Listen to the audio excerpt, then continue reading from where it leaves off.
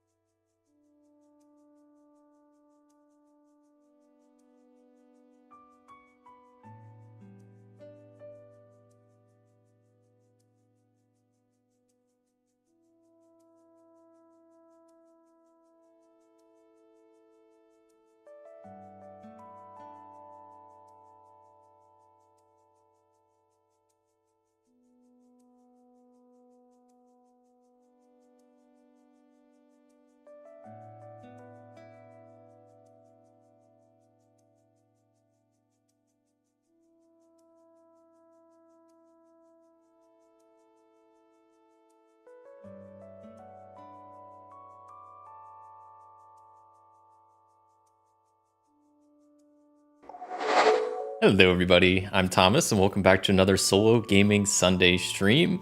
This week, playing another RPG called Iron Valley. This is a fan-made game designed by M. Curran. It is based on Ironsworn and Starforge. It is this really cozy fan-made version of of Ironsworn that's a more, Stardew Valley, Animal Crossing, Harvest Moon type game. Very chill, very cozy, good vibes all around. So that's what we'll be playing here today. I'm really excited to give this a shot. I'm a pretty big fan of Animal Crossing. I played it like on the GameCube, DS, on my Switch.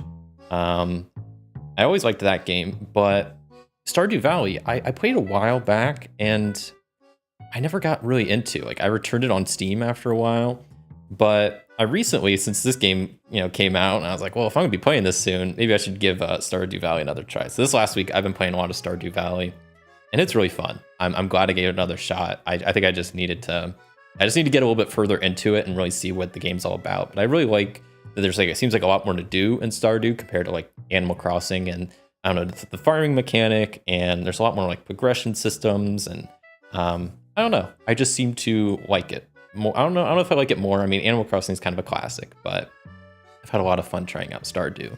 So I am definitely looking forward to giving this game a shot and seeing what it's all about. I will preface, this game is, I mentioned it's a fan-made game, made more or less by, I think, by just one person.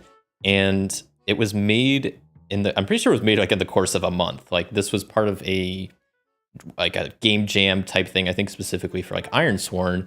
So as far as I know, I think this was more or less made, tested, play tested, edited, revised, all within like basically a month, if I'm remembering correctly. I think it even mentions it in here somewhere. So this game is definitely not going to be super fleshed out. There's it's gonna be a lot more like on me to come up with like what to do. There's not as many like mechanics. It's gonna be a lot more like fiction, a lot more on the fiction side than the mechanic side. But yeah, it should still be a good time. I'm looking forward to playing this. I will just note, there should be a link down in the description if you want to try this game out for yourself. It is free. I think the link I have, you can download it for free. You can also like donate money, which, I mean, this game it looks really cool. It's fun. I played it a little bit earlier this week. I haven't gotten too far into it, but I just want to get like a hang of the rules and whatnot. But it is really chill. It's a very different game than Ironsworn and Starforge in one hand, but a lot of the mechanics are similar. You have like your stats. You got like your normal stats. They're like the same values. You do a challenge roll where you have the 2 challenge dice and your action dice that you add your stat to. And so there are a lot of similarities, but obviously the theme and whatnot are very different. So yeah, I got it all printed out here. Yeah, they just have this game digitally for now, since it's, still new and being worked on. I think they're making, version 1.1, I believe, is in like testing right now, which I'm curious what they're going to add. I know one thing that's usually pretty big in this game and these types of games is some sort of like relationship mechanic. So you can obviously, relationship in the fact that you want to become friends with people, but then obviously in games like Stardew and whatever, you can marry people and whatever, you can date them, all that good stuff. So there isn't really a relationship system, a romance system in this game. They do in the back, there's like an FAQ in the back of the PDF. They do have a very simple way to do a relationship system, which is basically a lot like Ironsworn and Starforged, where you basically just make like a progress track type thing, and you just mark off like ticks in the boxes along the way. And then once you fully fill that up, I think it's like once you fill up a whole 10 boxes, you're like best friends. And if you want to date, you got to do that basically another 10. You want to marry them, sure, do another 10. It's very like, there's nothing, it's not like a very intricate system in place. It's just, I can even like pull up the little PDF at the back. But yeah, I was glancing over this because I didn't use this in my earlier playthrough. I'll maybe use it a bit more today. But yeah, it says you want to befriend someone, draw 10 boxes. Once you do that, they are your friend. They're always available to talk and lend you help. You can make another 10 boxes if you want to start, dating them. If you want to marry them, another 10 boxes. You want to have a kid, another 10 boxes. So it's very, it's nothing too official, but it seems like that's something that is being worked on. So, yeah, I think I'm done rambling around, and I think I'll just kind of get into a bit of the rules explanation. And yeah, I'm gonna try to keep it brief. I know when I did my rules explanation for like Ironsworn, or when I did Starforged, maybe went a little bit longer than I intended to, but there was a lot of rules to cover, and I don't know. Some games I like to just get into, some I like explaining a bit more. So this I will explain fairly thoroughly, but there's not too much here, especially compared to like Ironsworn, Starforge. So let's get right into it. Start flipping through the PDF. They mentioned who's made by Maxi, also aka M. Kieran, is who made this. Yeah, it was part of the Starforge Jam 2023, written, designed, and play tested in less than a month. That's awesome. It's dedicated to like the creators of Harvest Moon and Animal Crossing and Stardew. Table of contents, a bit about the game itself, what you need. If you're played Ironsworn before, they have this nice little table of like what's similar, what's different, what's kind of used, what's been changed. Nothing too important. This page is pretty cool. I'm going to highlight this a little bit. Let me see, actually. Well, let me maybe do it this way. Can I do it this way? Is that all? Oh, okay. Maybe not the clearest, but hopefully you can see it. So this is how to play Iron Valley in just one page. So we're going to set up the campaign by picking world truths, picking character truths, and then envisioning our arrival in the Iron Valley. And then from actually playing to moment, this is kind of an overview of what's going on. I don't know if that's like, doesn't look like it's focusing the most. You will play and envision what your character does. Whenever you trigger a move, play out that move. Your character is attempting something difficult. You do the try your best move. If your character leaves a check of time, do the time passes move. You fulfill your promise, you gain satisfaction, which is like the equivalent of XP. You don't know what to do. There's a request board in town, which I think is really cool. So you can just go around if you're bored, not sure what to do, just hit up the request board. There's probably someone that needs something. And yeah, pretty simple. Flow to the valley. There was one part I wanted to read in this. Okay, yeah, I like this. I like this little bit here. Playing Iron Valley is very different from your standard RPG. Your character is most likely not a hero by any definition of the word, and killing monsters is just not happening. The only thing you'll be killing in this game is time. Well, losing track of time is so easy in the valley. You know how it is. One moment you're writing a love letter to your sweetheart, and the next thing you know, your best friend is knocking on your door, asking for help and with something, and of course you agree to help them. I mean, that's what friends are for. And yeah, this game, yeah, this game is very different from the usual fare of walking into people's houses, killing them, taking their stuff. It might take a second to explain the game flow. So yeah, it's very different from, a normal RPG where there's fighting. In this game, there's no fighting. There's no health. There's no money. Just have promises and like I don't know. Yeah, that's pretty much all there is in this game. So this is talk about chasing promises. That's kind of like the Iron Vows and Ironsworn. Losing track of time is just, time is like the main mechanic I guess you're working against in this game. You kind of think of like, I don't know, HP, but like each day has like 4 ticks of progress. So like time is the only kind of factor you're worrying about, I guess, is the best way to put it. Each morning starts anew. Check the weather for the day, see what's going on. I have to remember that. I need to make sure to check the weather. Yeah, take part in the community. Bask in the satisfaction. So yeah, mechanics, action roll. If you're familiar with Ironsworn and Starforged, it's same thing pretty much. So you take your D6, you'll add your stat to it. So if you're rolling plus heart, you'll add your heart. And then if you have a skill relevant to it, you'll add a +1. And that's your action score. And you roll 2d10 for the challenge dice. And here's a little thing. Get your action score, roll 2d10. If it beats both of them, it's a strong hit. If it beats one, it's a weak hit. If it is less than both, it is a miss. And matches, just like in Ironsworn and Starforged, spice up the narrative a bit. And they just, what does it say? Make a success that much sweeter and a failure that much more interesting. So there's the Oracle, progress tracks were pretty much the same, where you got, different ticks, 4 ticks for a box. What else? Making moves in the valley. So there's different moves that kind of dictate what you can and can't do.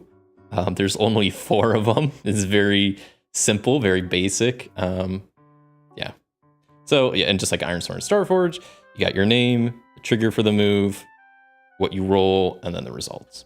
So pretty straightforward. Yeah, I guess that's pretty much all the rules. We're already at leaving for the valley. That was quick. It says, yeah, now that you know the basics, it's ready to get started. You will begin your journey in Iron Valley by first deciding the truths of the world and then the truths for your character.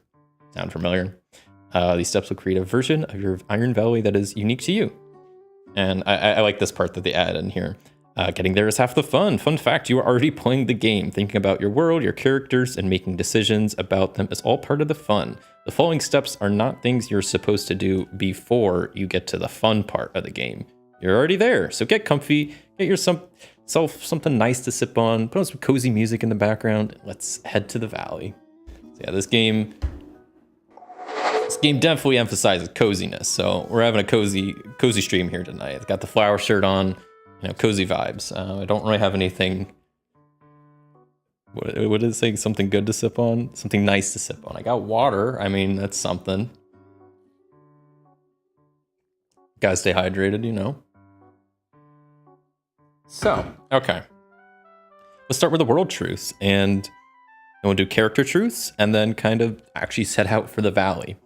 World truth, this is going to be a lot like Ironsworn and Starforged, though it's going to be a lot simpler, a lot shorter. So, freaking out, there's not 14 world truths with like a bunch of paragraphs of text. It's pretty straightforward, pretty simple. And I already have a kind of vision, I think, of this playthrough of how I've played this, like I said, a couple times already. So I have, I know what the truths are, and I kind of already have an idea of maybe what I want to go down. But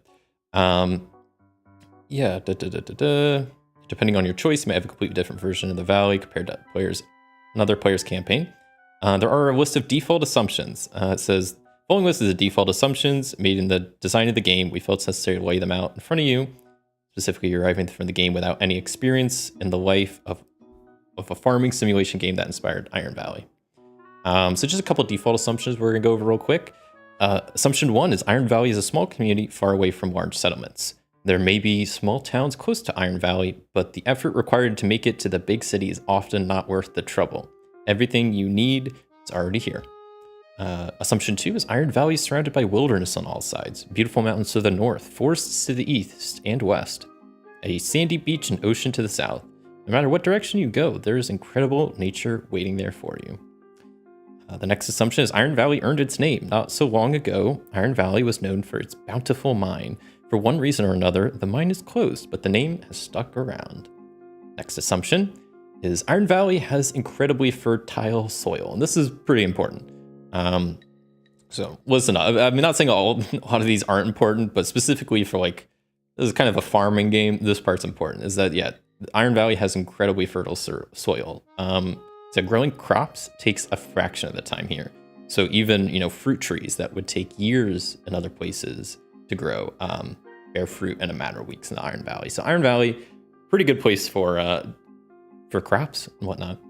The next is Iron Valley is a diverse place. Everyone is welcome in the valley, and the valley is better for it. Very self-explanatory.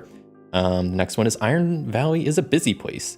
The valley is anything but sleepy. Its denizens are always going somewhere, doing something, telling everybody about it, and getting you involved. There are holidays, birthdays, spur-of-the-moment festivals, and that's why time seems to fly away with such ease. And the last assumption is Iron Valley is a hopeful place. No matter what happens, there's always hope. No matter how lonely a person can be, there's always someone willing to be their friend. No matter how broken, a little time in the valley can heal any wounds. So those are starting assumptions about the Iron Valley. So starting promises, so it's just saying, yeah, at some point when choosing truths, we're gonna get some promises that we'll write down in our thing. So starting world truths, there's only 3.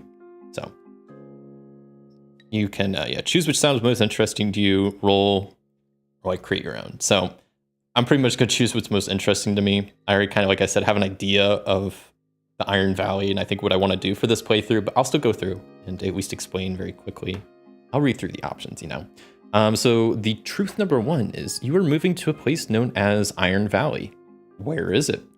The first choice is that Iron Valley is a medieval town. So seasons are harsh, but people are hardy. They stay by the warmth of the hearth and share stories. People build their houses out of wood and stone, find comfort in candlelight, look to the stars for guidance. Some believe there's a spirit looking after the town, and they might be right. So that's the first option. Medieval town, very, D&D-esque, something like that. Option 2 is Iron Valley is a small town hours from the city. Although people have electricity and television, most prefer to spend their time in the nature in the company of others. The roads are unpaved, but the people are hard workers. Once a bustling town, a center for commerce, the town has fallen into disrepair in the last generation. So that's option 2. And option 3 is Iron Valley is an arcology built on a garden planet. People all over the galaxy come to look at the natural wonders surrounding the domed community, though only the most adventurous stay. The people of this place seek to live in balance with nature, putting the needs of the ecosystem before anything else. Even the most advanced technologies pale in comparison to the craftiness of the denizens. So those are the options for what exactly the Iron Valley is. And as you can see, pretty different options and pretty, very unique, I would say. You got medieval town if you're going for like a classic fantasy, feel. I like this. The second option is, spoiler alert, what we're going with today. The small town, hours away from the city. I'm pretty much going for a straight up a Stardew Valley type approach, which I feel like this second option fits with the best. The last option is really cool though. I might have to try that sometime, about the arcology built on a garden planet. So pretty cool. So yeah, let me write that down. The Iron Valley is a small town hours from the city. Small town hours from just the city. Oh yeah, just the city. Okay, so just small town. Got electricity. We're not talking medieval times, and also, I'm not thinking quite modern, but maybe like early 2000s. Pre-cell phones. Let's not get I don't want cell phones in my Iron Valley. But they got, like electricity, television, basic stuff. So yeah, that was the first truth. Second truth is, what kinds of people live in the Iron Valley? Option 1, there is a myriad of fantastical ancestries coexisting in peace. Iron Valley is home to anything From the troublemaking humans to the industrious dwarves to the misunderstood vampires and the nicer than you'd think zombies. Everyone's just trying to make the best out of a limited time on this wonderful world. When creating townies, you roll on the fantasy ancestry. So that one sounds really fun. I'll already say that's the one I'm not doing that one today. But a bunch of fantasy creatures. This sounds really cool. It sounds a very I don't know.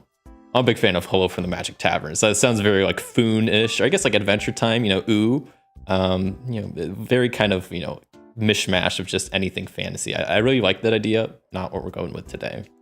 Option 2, there's every kind of animal in this town. Much like a fairy tale, this town is host to hardworking animal people who usually get up early in the morning, don't quit till it's time for supper. All animals get along, save for maybe some arguments as to which kind of soup is the best. So that one, very Animal Crossing vibe is kind of what I get from it. So you just got like animal people walking around. Seems like it could be fun. Once again, not what we're gonna do here today. You could choose the last option, which may arguably be the most boring one, but just humans. It's just who's in the valley, it's just humans. For better or worse, everyone living in the Iron Valley and the world happens to be human. It's not to say that humans are not interesting creatures. They come in all shapes, colors, sizes, personalities. They tend to cause more trouble than they know what to do with, but at the end of the day, they mean well. So yeah, like I said, I'm kind of going for a more Stardew approach for this run, so just humans, keeping it just to humans. So that's truth number 2, and the last truth. Is there magic in the world of Iron Valley? The first option says magic is commonplace here. It's so normalized that parents send their kids to train under a magic user as though any other tutor. There's magic in everything from potions to rings, even hand tools. All one needs is a magical axe. All one needs to make a magical axe is the right material, so maybe an incantation or two. Option 2 is there's magic, but only in the wilderness. Magic repels civilization, vice versa. One cannot be further away from magic than right in the middle of a town square. In order to find magic, one has to wander deep into the woods, where strange and wonderful things can happen without warning. Or option 3, the only magic is in people's hearts. Although children dream of waking up one morning with powers of superheroes they see in cartoons, adults know this isn't going to happen, and that's okay. Real magic isn't shooting fire out of your eyes or flying at the speed of sound. Caring for others and being a force for good in this world, that's the real magic right there. This one I'm actually not too sure what I'm going to do. I don't think I want magic, but if I'm going for, a more Stardew approach, there's magic in Stardew, right?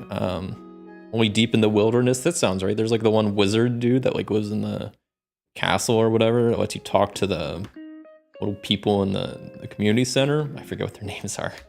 I kind of like that. There's like magic, but only like deep in the wilderness. So just because like magic could show up, maybe. I wouldn't be opposed to that. There's magic, just maybe not as common in the city, in the Iron Valley.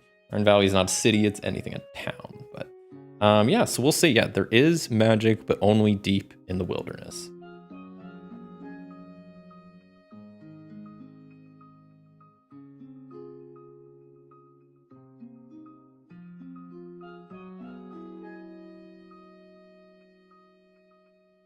Okay, so that was the last truth for the Iron Valley. 2 character truths.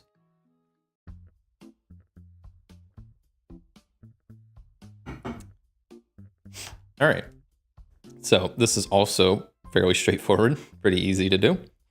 The general idea of the valley and place, it's time to start making your character. So pick a name. I'm just gonna go with a classic Marbash. My go-to, I don't know, fantasy fake name that I like using. Next question, are you human? Yeah. Bunch of only humans around here. Pronouns and gender presentation. So I am good with a classic he, him, and then gender presentation will be masculine. Yeah, it goes into a little bit of detail in the back of the book about, there's like specifically a page about why they chose to use gender presentation. And it's just to be more inclusive. The book, I believe they mentioned at one point, is made by someone who is trans, and I think so. I don't know. I saw there was like some not controversy, but it seems like some people got like, there was also a page towards the beginning that's like, oh, if just saying this game isn't for like bigots or people that are going to be haters, basically, this game's not for you. So yeah, if you don't like the idea of pronouns, gender presentation, this game's not for you then. But that's how they do gender in this game. They don't just do biological gender or sex, they do gender presentation and pronouns. So there's a little, like I said, there's a little bit more detail in the back of the book. If you want to read it, you can. But for now, the gender presentations are just, you do feminine, masculine, androgynous, or I forget what the last one. Just I don't want to say other, but it was like God. Now I'm gonna feel bad if I don't. What is it? Feminine, masculine, androgynous, or other? It is just other. Okay. Well, now I don't feel like an asshole. Okay. But yeah, Marbash, be a he, him, masculine gender presentation. So then birthday. There is calendar, as you can see here. We got the 4 saisons, and each saison has 25 days in it. Pretty nice, 5-day week, 25 days per season. It's kind of how they have this game split up. And there is a random date oracle table thing in the back. So let's just generate a random date. I don't know when my birthday is. 53. Fall 3 is my birthday. Fall 3. Okay. So we got a birthday. Okay, here gets to the other kind of part that I already had in mind. So we have to go through a bit of like a backstory stuff. And one of the questions is, why did you leave the big city? I had this idea for this playthrough. Why did you leave the big city? I kind of had this idea because later on, one of the questions is pretty much the last question in the character creation is, how long do you plan to stay? It's not like, because you basically plan to stay in the valley for only a given period of time. Doesn't mean when it gets to that day you have to leave, but at the moment you're planning to leave at some point. And kind of with that in the back of my head, and it goes into a little bit, and maybe I'll read this now because I'm just kind of talking about it. There's this really good page that I like in here. Maybe I'll maybe read through real quick here. I might be already past it. Oh God. Sorry, I'm trying to figure out where the heck I am. Where is it? Oh man. Am I dumb? I don't know where this page is. Gosh dang it. Oh man, Okay, maybe I'll find it back at some point. I don't want to say you're flipping through this. But it talks. I want to find it back. Hold on. I'm sorry. I'm gonna keep looking until I find it now. I can search a PDF, right? But I don't even know what to search. Weaving.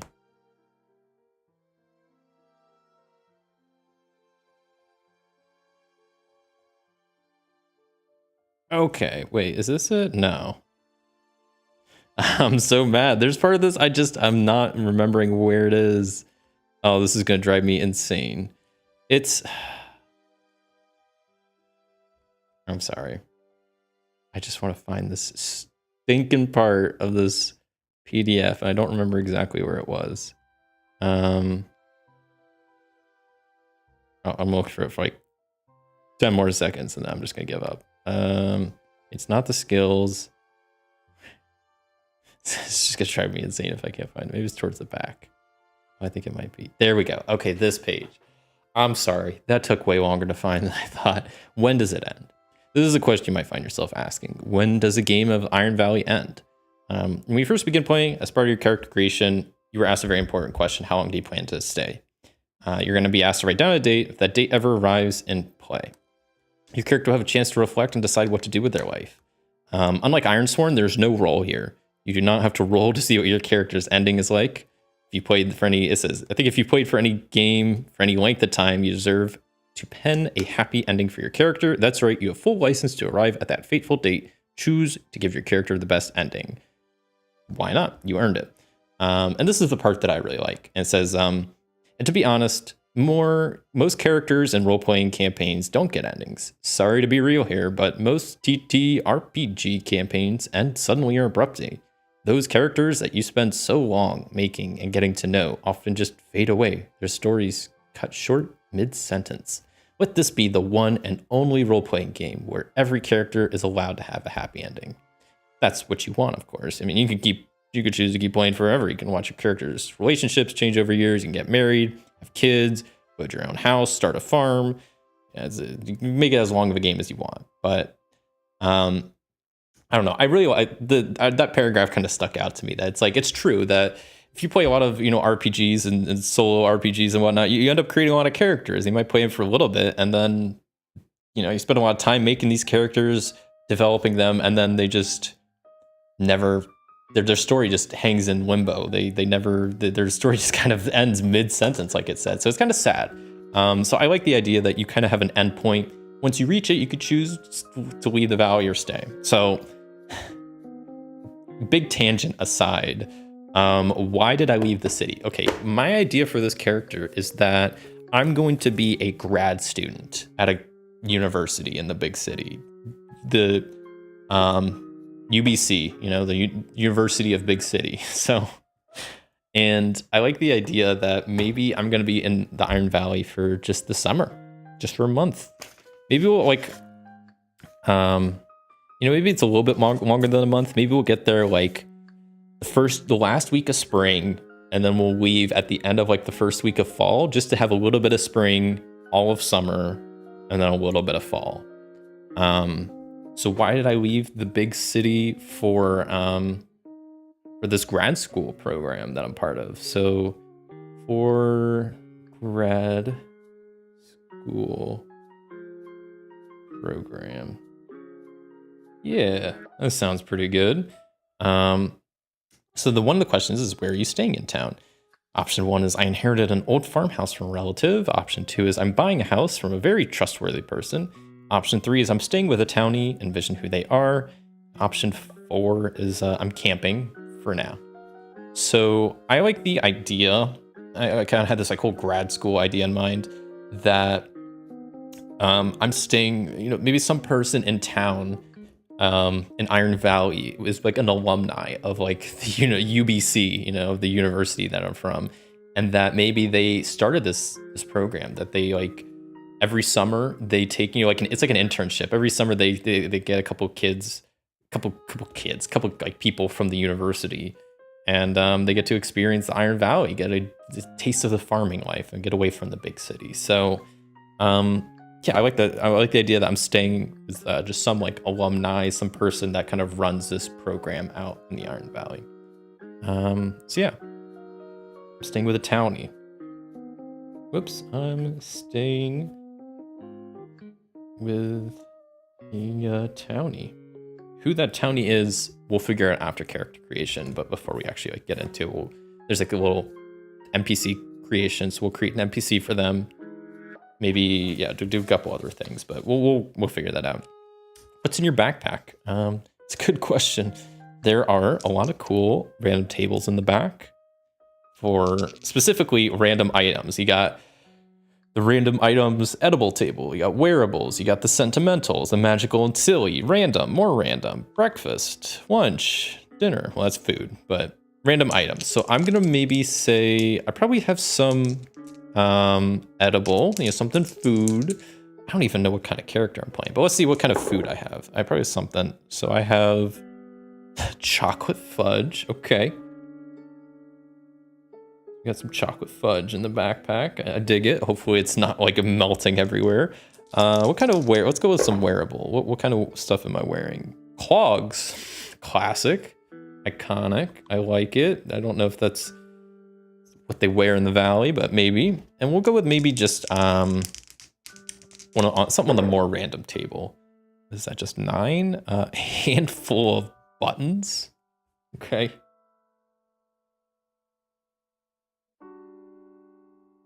Why would I have a handful of buttons? I feel like the chocolate, I purposely brought the clogs I'm wearing.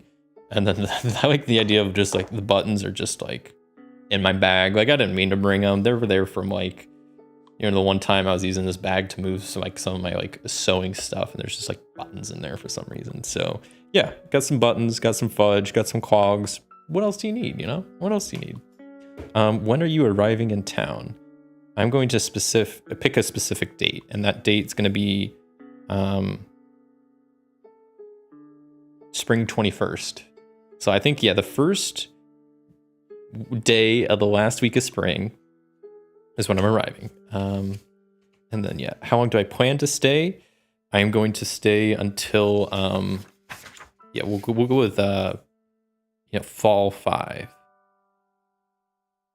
It's when this program like officially ends, when the internship program, whatever you want to call it, that's kind of when it officially ends. Check something real quick here.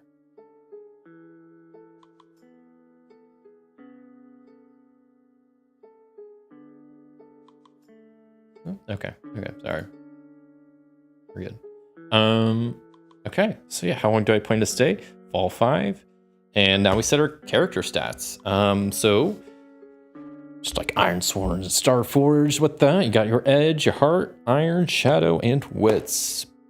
Kind of self-explanatory, but real quick. Edge is for speed and agility. Heart is all about communication and empathy. Iron is strength and endurance. Shadow is about being sneaky and is the stat that rules over magic. Okay.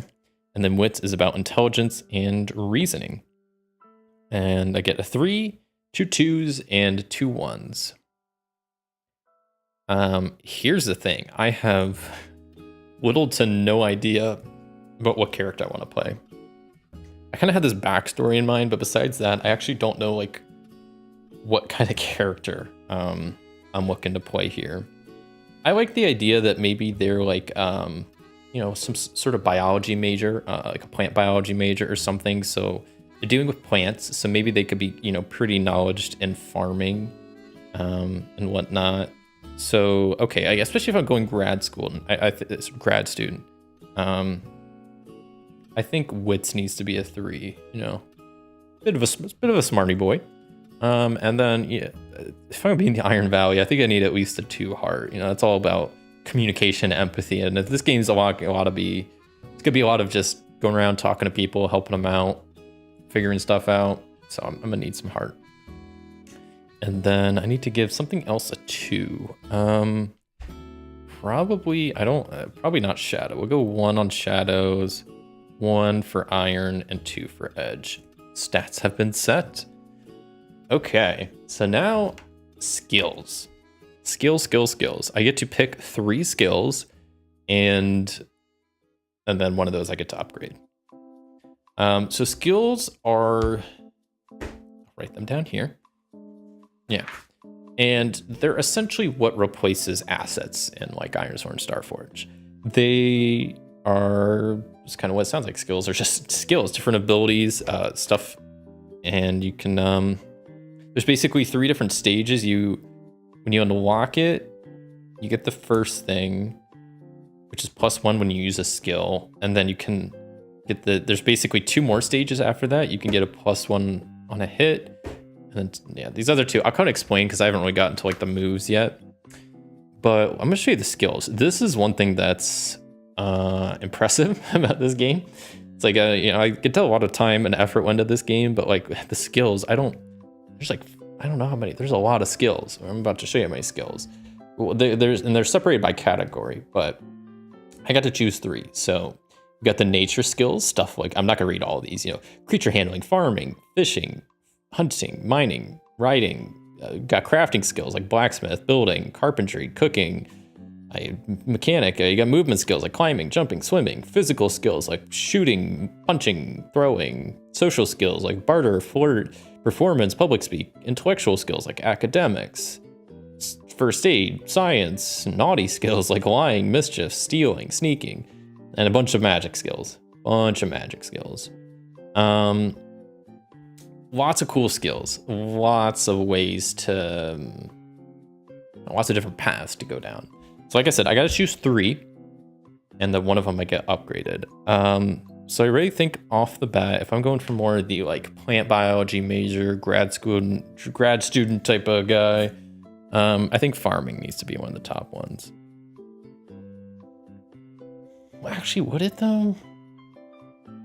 If I'm like, the whole reason I'm coming out to this place is to get like the experience. I mean, I think academics would be one that maybe I would actually be the top at. Use all the knowledge in your brain to impress people, come up with unorthodox solutions, and find answers to complex questions. From geography to mathematics and history, you're the biggest nerd of them all. Well, thanks there, academics. What's it called? The little description. I don't know. I could choose 3 of them. So maybe I will go like, I'll go farming. As like maybe I won't. That won't be one I upgrade, but we'll put that down. So we'll go farming, academics. Is that just academics? Yeah, should be. And then I'll pick one more skill. I don't know what kind of fits. I don't think I want any of that naughty skills. Magic. Maybe if I chose magic as more prevalent, I would go for one of those. But I think since I'm saying it's like not super prevalent, that I'm not gonna grab any magic skills. We'll maybe go with Inquire. That could be fun. A bit curious, but just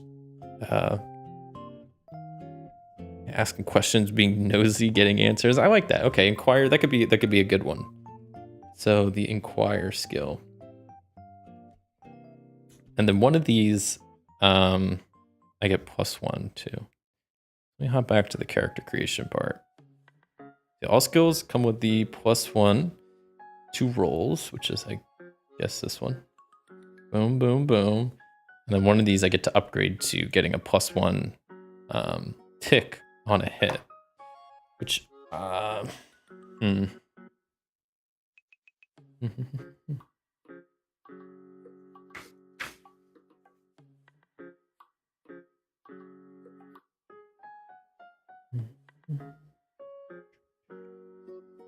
don't know which one I want to upgrade. I mean, I think it makes the most sense if I don't go with farming, but I think like I kind of want to go with farming because I feel like that's the one I'm going to probably use a decent amount. We'll go with academics. I think that's what makes, or maybe Inquire. We'll go with Inquire.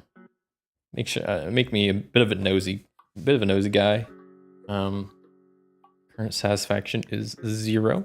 Satisfaction, once again, is the XP system they use that you get for completing promises in this game, and then use the satisfaction down here to, it costs 2 to buy the skill, 3 to upgrade it the first time, 5 to upgrade again. So you need like 10 satisfaction if you want to just buy and fully upgrade a skill. But yeah.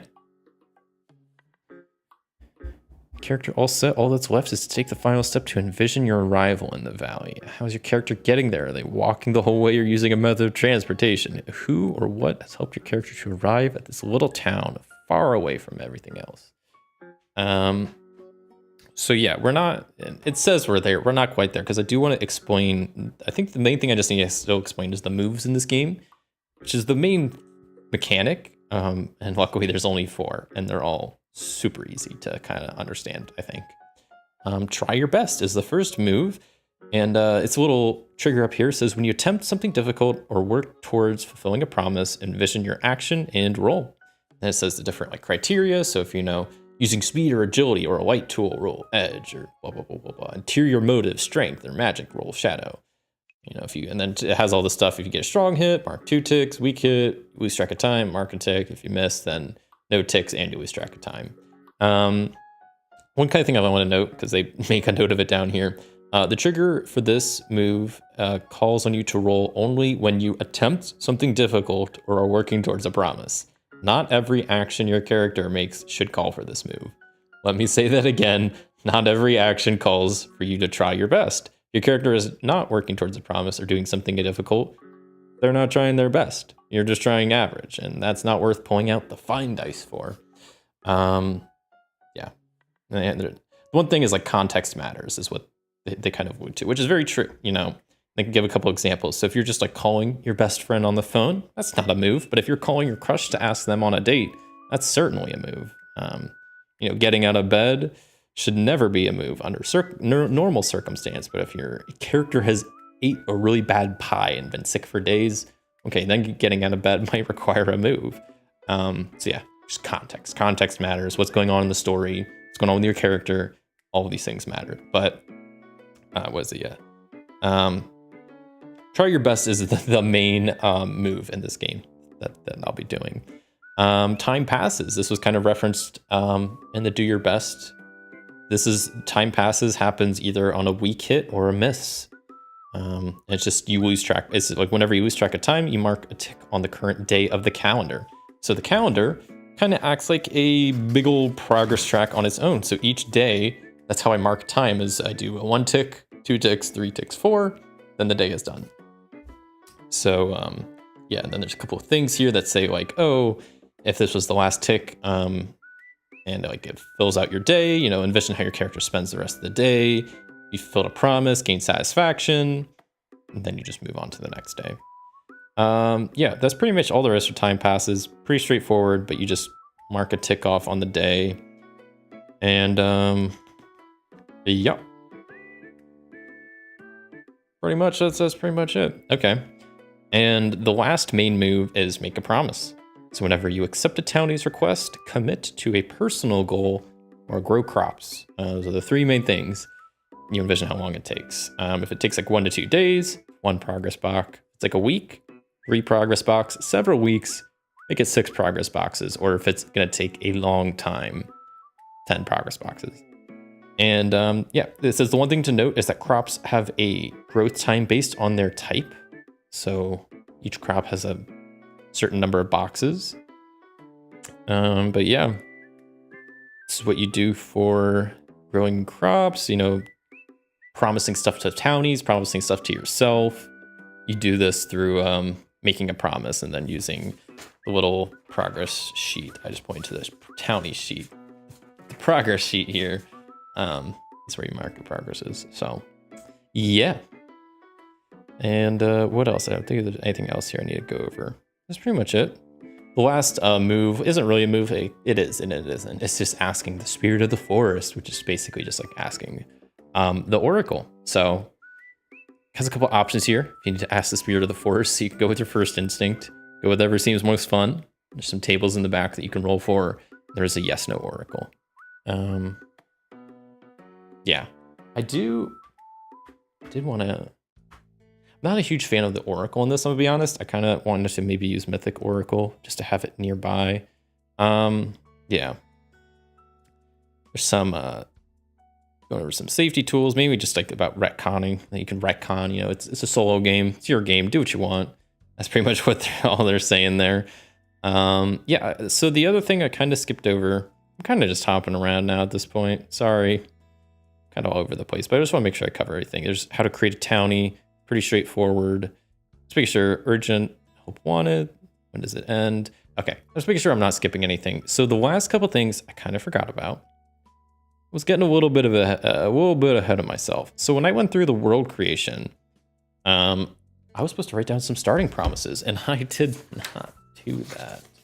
So let's do that real quick. I need some promises to start out this dang playthrough. So, but like for the first option for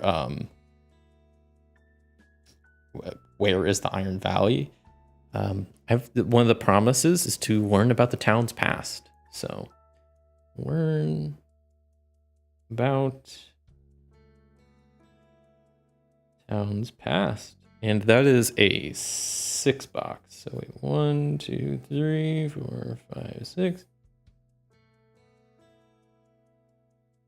Not the straightest lines ever, but whatever. Close enough. Sure, I got 6 boxes there. Okay.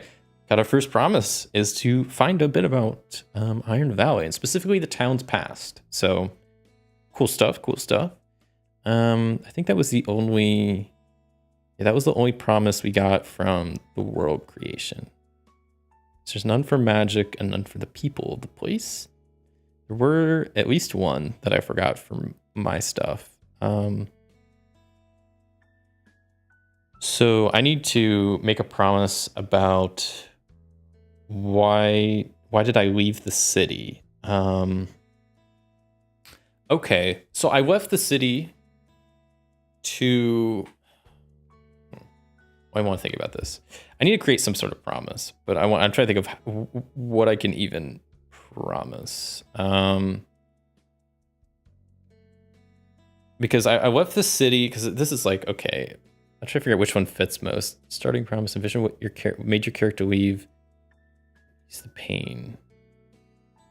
I'm just trying to think of what makes sense for a starting promise.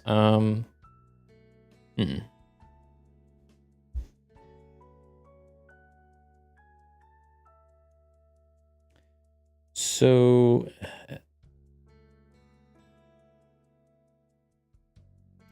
I'm sorry, I'm really trying to think here for a second.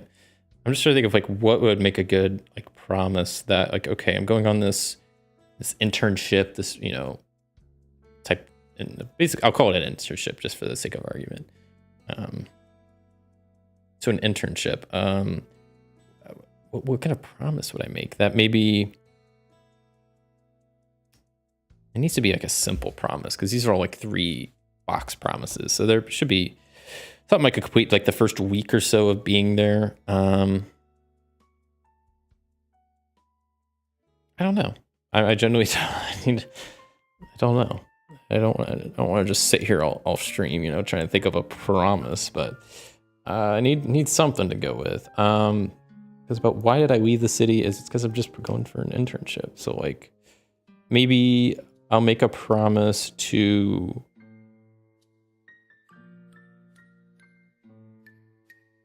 I don't know. I don't know. I genuinely I really don't know, to be honest.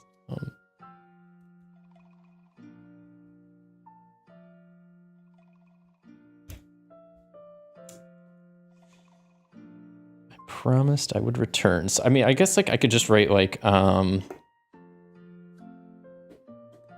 promise to learn. Maybe I'm trying to learn something specific at this internship. Like I promise to, but this needs to be related to like, I'm trying to make it related to why I left the city. So maybe, I mean, it's to learn more about crops and whatnot. So yeah, maybe I will, or I just like learn more about crop growth. There we go. Very kind of generic, but whatever. More about, I'm sorry, that took so long. That's, I don't know, I keep spelling stuff wrong. About crop and my handwriting being awful probably doesn't help. This was just a 3 boxer. So we'll draw that. Boom, boom. Fill in these boxes. Okay. And then there was one more promise I needed to write down, which was, yeah, I'm staying with a townie, so I need to get to know my host.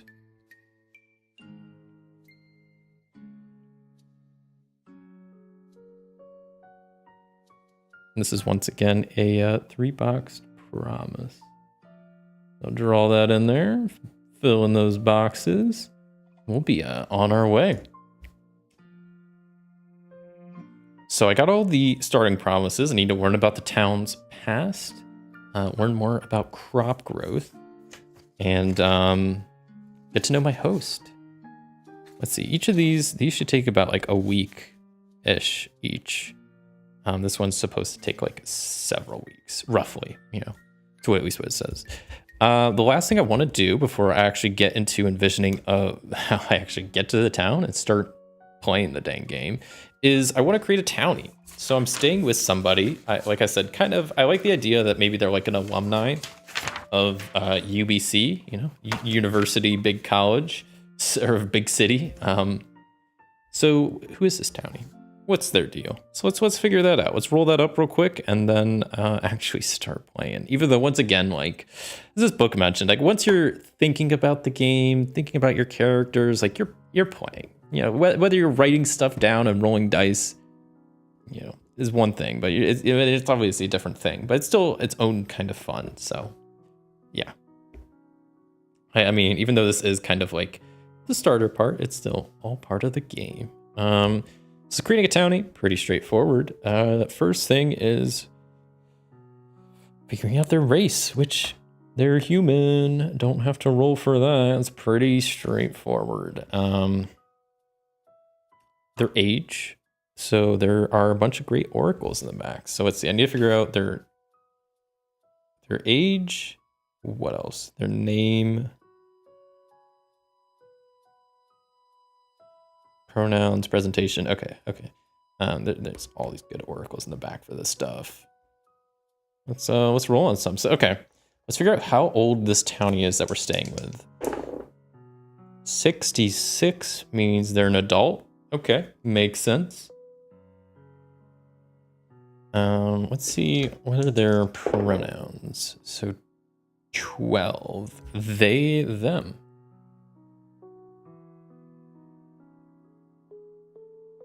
And what is their gender presentation, which is 48, so masculine, okay. Done and done, and then let's roll on the, not trait, well, we'll get to the trait, but I was like, where's the name oracle? There it is. Let's get a name, shall we? 60? What's nice is this name oracle. I like when oracles do this. It's not, you roll once, but then you get multiple options. So 60, we got Maple, Nimbus, or Nuggy. I guess I like Nimbus. We're staying with good old Nimbus. Shoot, I wrote can't even write. This is horrible. Nimbus. All right, so we are staying with Nimbus. And let's figure out what kind of role and job they have. So yeah, every person, every townie has a job, has a role, but whether they actually do that or not is a different story. So 53, they are not gonna re-roll. I got a local menace. I don't want the townie I'm staying with to be a local menace.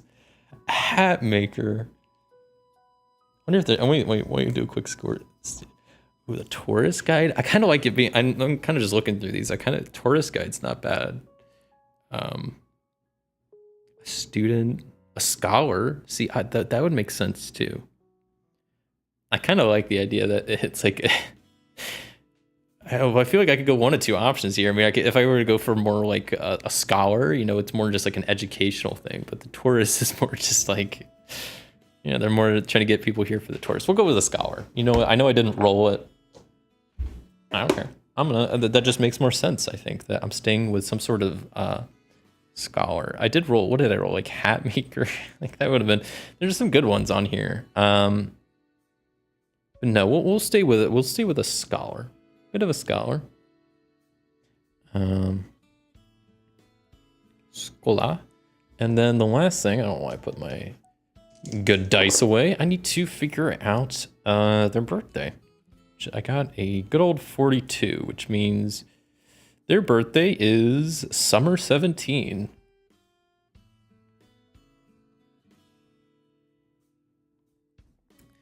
I'm gonna mark that on the calendar. Oh, it's on the town cook-off day. Well, it's also Nimbus's birthday.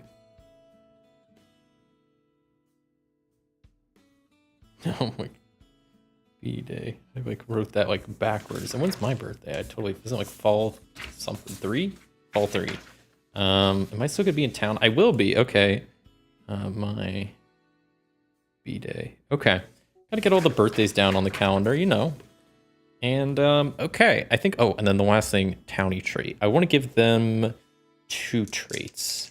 You kind of give them as many traits as like how complicated you want them to be, from like 1 to 3, basically. I'll probably give most of my townies 2 traits, maybe 1 if I'm, you know. They're eccentric. Okay, so eccentric. And, turn that music up. I feel like that music got a lot quieter. Maybe way too loud now. Okay, it's a little bit louder. Look, I couldn't hear it before. Eccentric and grumpy. Oh man, Nimbus, you gotta be kidding me. Living with an eccentric, grumpy scholar. That's fine. Just casual. I need to get to know them though. That's one of my promises. So okay, we're a little over an hour in, and I am fully, I think, ready to actually start playing. Right? We got a day we're coming into town, spring of 21. Yeah. Back to the oracles here. So spring of 21. I need to see real quick. I'm gonna hop to the spring crops oracle. I get there.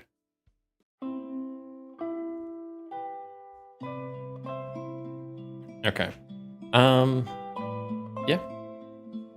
So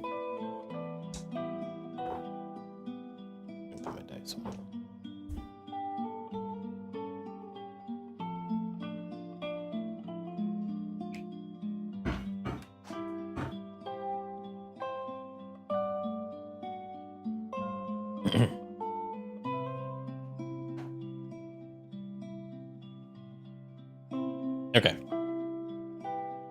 So we are ready to get started. I'm going to do a quick recap for, in case anybody's watching the future, just kind of skips ahead and all that, character creation, rules, explanation.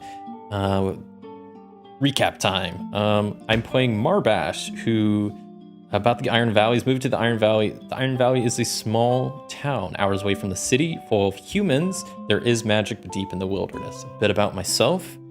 Character I'm playing is Marbash. They are human. Their pronouns are he, him. Their gender presentation is masculine. Birthday is fall 3. They left the city because of a grad school program that they're like internship type thing. That's why they're visiting the valley. They're staying with the townies. Specifically, they're staying with Nimbus, the grumpy, eccentric scholar. It's in my backpack. I got some chocolate fudge, clogs, a handful of buttons. What else you need? Plan on staying till fall 5. That's when the internship ends. Got my stats there. Farming, academics, and inquire are my 3 skills that I grabbed. And it's pretty much. Oh, I guess so. I already went over Nimbus is who I'm staying with. The eccentric, grumpy scholar. And I got a couple of promises to learn about the town's past, learn more about crop growth, and get to know my host. So that is where we start. Let me see what it says about introduction, but really it doesn't need to really be anything too fancy, I don't think, with this part here. Envisioning your arrival into the Iron Valley. How's your character getting there? Are they walking the whole way? Using a method of transportation? Who or what helped your character arrive in the town? Consider these questions. Envision your character arriving at Iron Valley and try your best. So one other thing, I know I went through all of this stuff. I kind of like the idea. I know I just went through a whole recap. I'm going to add a little bit more onto it, but this shouldn't take too long. I kind of like the idea that I'm not the only student, that there's at least some other student that's staying at Nimbus's place, just so I have kind of like a someone I kind of know. Maybe I don't necessarily know them. It's probably a big school, so I just want to generate one more person that's coming along from UBC. So let me real quick. This will take like a minute to do. I just want another character to play with. I'm not gonna like make a whole new character sheet or anything, but just someone else that's tagging along. I guess. Let me. I started doing this in a weird way. So they're human. I kind of did this like out of order. So they're probably a young adult, but let's see what this says. 78. So they're an adult. Okay. I'm also an adult. Then let's see what their pronouns are. 25, she, her. Okay. And then the her gender presentation is other. All right. And then we get a birthday real quick, and then we'll get a name for this. My other fellow, why am I blanking on the name? Classmate. Yeah, there we go. What is so I get 29? That is summer 4.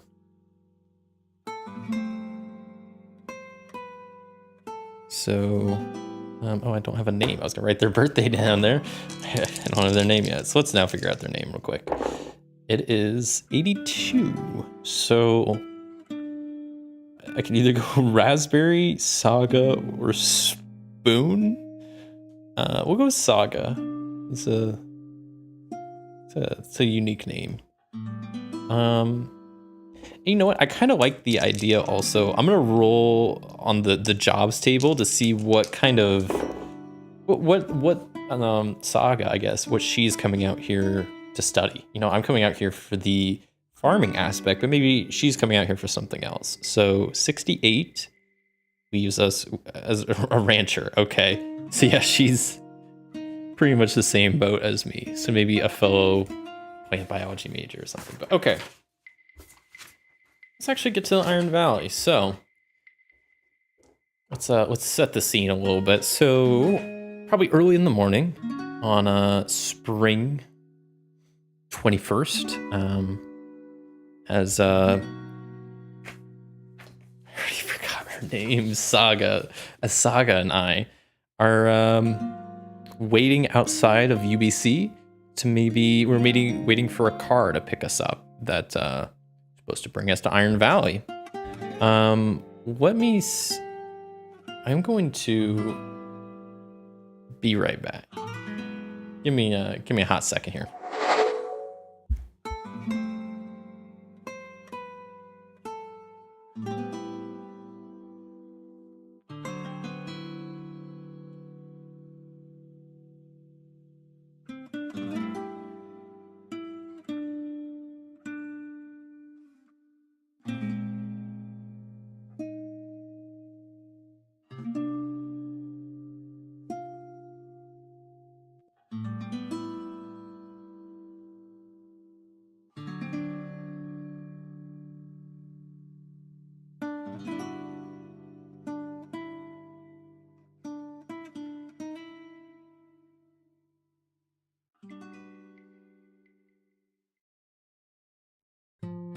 All right, I'm back.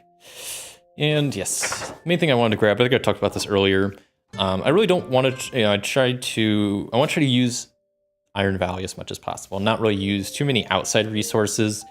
Though I know it's fun to combine a bunch of RPGs and tables and whatnot, I don't know, I like just trying to use just the one thing as much as possible. I am just going to use the fate chart here from Mythic. I like the fate chart a lot. I mean, I especially like, because the one thing I don't like about the Oracle in this is just it's a normal Oracle. It's a yes/no Oracle, which is fine, but I really like having degrees of odds. You know, I don't like just having static odds. You know, I like if I'm asking the Oracle something, I like there being a different odds percentage if it's certain or if it's impossible, and it's not just the same. So yeah, that's the only reason I'm gonna use the Mythic Fate chart. I also do have Table Fables 2 next to me. Keep these nearby. Probably won't need them. I have them nearby just in case I want to. Maybe we can use them for the tavern names if there's like some sort of tavern or inn at this place. I'm just gonna use it to generate some names, but I also might just come up with some. Because like any of this, I'm gonna have to come up with names anyways for like any of the stores or shops or anything. So I might not even end up using those, but I think, yeah, I will end up using this, excuse me, I got like the hiccups or something. This Mythic, this is the 2nd edition table, I will also say. And you know what, maybe just for fun, maybe this could be kind of fun. I'm going to keep track of my chaos ranking. Why not? Why not, you know? I'll keep track of it just like at the bottom here.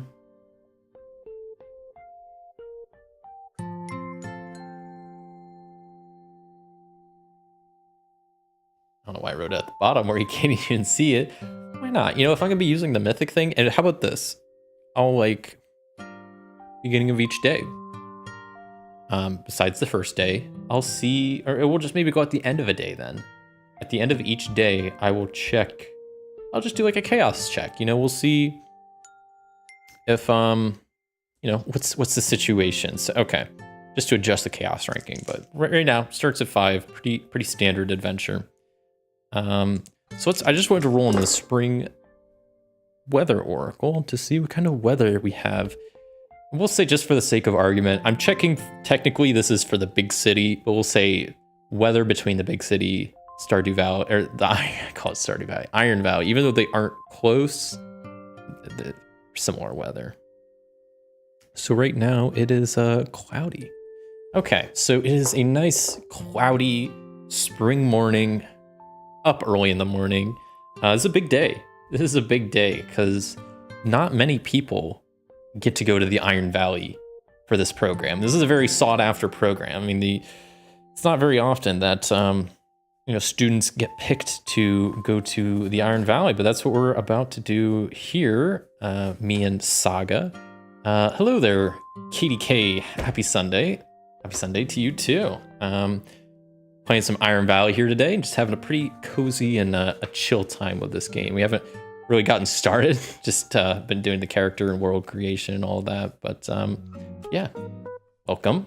Hope you're doing good. And yeah, so it's early in the morning, real early, real early, before the sun is even up. And yeah, Saga and I have met out on met in front of the school, for the university, as we wait for I forgot their name. Who's speaking? Nimbus. Nimbus is who is the alumni that lives in Iron Valley, and who the house we're staying at for our little internship, our stay at Iron Valley. So we wait a hot bit. We probably both got there a bit earlier.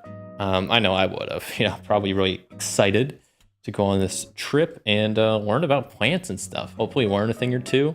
It's one of my promises to learn about crop growth, so hopefully I'm able to do that. That's kind of the main, task. Maybe that's like my major. Maybe I'm doing like a, what's it called? Dissertation?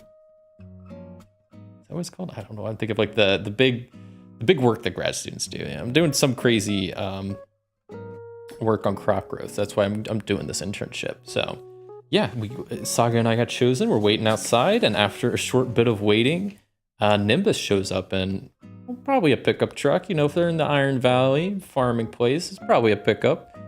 They come rolling up, and yeah, they're I guess they're, I don't even need to check. They're human. We're all human here. All right, pretty boring, but I don't mind it. And so yeah, we hop in the truck, throw our bags, and probably got a couple of bags worth of stuff. We got like suitcases, bags, all that good stuff. Throw it in the truck, and we're on our way to the Iron Valley. Probably make chit chat on the way there. I'm just trying to see real quick. Let me see.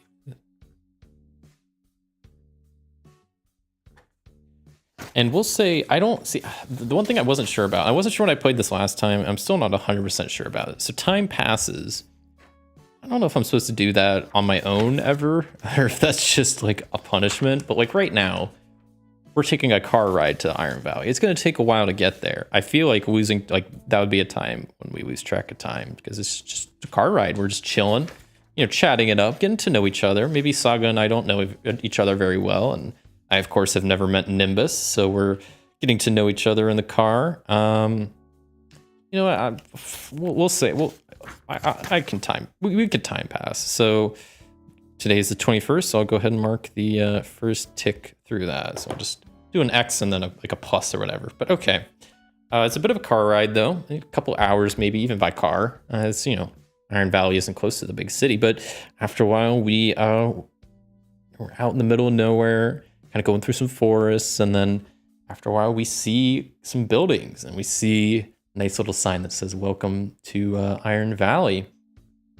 And so Nimbus brings us to his place. I imagine he has some kind of, maybe it's not like in town. I mean, in town. It's not like this is like a city, so there's like suburbs and stuff. It's a very small town. but maybe like a little bit on the outside of town. So he has like maybe a small, not a huge farm, but imagine most people in this town is a farming town. So they probably have farms of some degree, whether it's just a small like garden or like a couple acres of farmland. But maybe maybe Nimbus has an average, a decent sized farm garden area outside of town. So okay, one thing I want to do is we were on the way there. I want to chat it up with Nimbus because one of my promises is to get to know my host. So let's chat it up with Nimbus and see. Yeah, I want to get to know them, and specifically, I want to try my best to learn about Nimbus, and specifically, I want to try to just ask a lot of questions. Be like, where were you born? What's your favorite color? Stuff like that. Kind of generic, but really just getting the basics out there to figure out who this person is. So I'm going to do my best to ask a lot of good questions to learn about my host. So I'm going to say I'm going to do a try my best roll for this conversation on the way over. So let's grab a dice and let's try my best. Let's see. I'm going to be probably using my I'd be using my intuition or more my charisma. I think I would be maybe.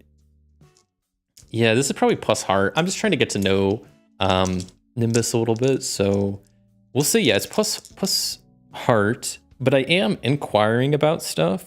So I will say that I get a +1 for my inquire skill. So that's a total of what, +3 I get to add to my action roll. Let's see how this goes. Oh boy, that's actually really good because I got 2. What I say? I add +3, so that's a 5, which beats a 2 and a 1. So that is a strong hit. Why is this music so much louder? This music do? I feel like I keep having to adjust this. It's like some tracks are really loud and some I can like barely hear. Okay, so I scored a strong hit, which brings me closer to fulfilling a promise. Mark 2 ticks on it. Since I was using my acquire skill, I get +1 tick on a hit. So I actually get 3 ticks towards getting to know my host. So that's almost a third of the way there. It was a long car ride. I was asking a lot of really good questions. Figure out where they're born. What else? Favorite food, favorite book. I don't know, whatever. Just a lot of questions. I'm trying to ask good questions for you, get to know them. So, okay. Long car ride. I get to know Nimbus. Great. We get to Iron Valley and get to Nimbus's place. Start, we unload our stuff into their house and start kind of just getting settled in. Maybe it's like around noon or so, kind of still early in the day, but took a while to get there. And so what did I say the weather was? It was cloudy. So it's definitely, at least it's not raining. So maybe I will go around town and just kind of explore. I kind of just want to meet people a bit. Okay, so another thing maybe, we could say either did this on the car ride there, or maybe I can even say I'm just doing it now. So like we got to the valley, got Nimbus's place, kind of unpacking. And so maybe since it's still early in the day, Nimbus is like, suggesting we go and walk around town, kind of get to know some of the people, see some of the places and whatnot, which I'm fine with. I would love to learn a bit about this place. So maybe what I will do is I have this quest to ask about the town's past, learn about the town's past. So I'm gonna ask Nimbus about the town's past. I'm going to ask some really good questions and try my best to learn about the town's past, I guess. So that seems like it's gonna be a roll. You're trying to just learn what I can about it. That's gonna be definitely, I'm asking questions, so I'm inquiring, and that's probably plus heart, so +3 total. Whoa. +3 total. That is a miss with a match. Yikes. Okay. So, a miss is, I don't get any ticks, and I've lost track of time.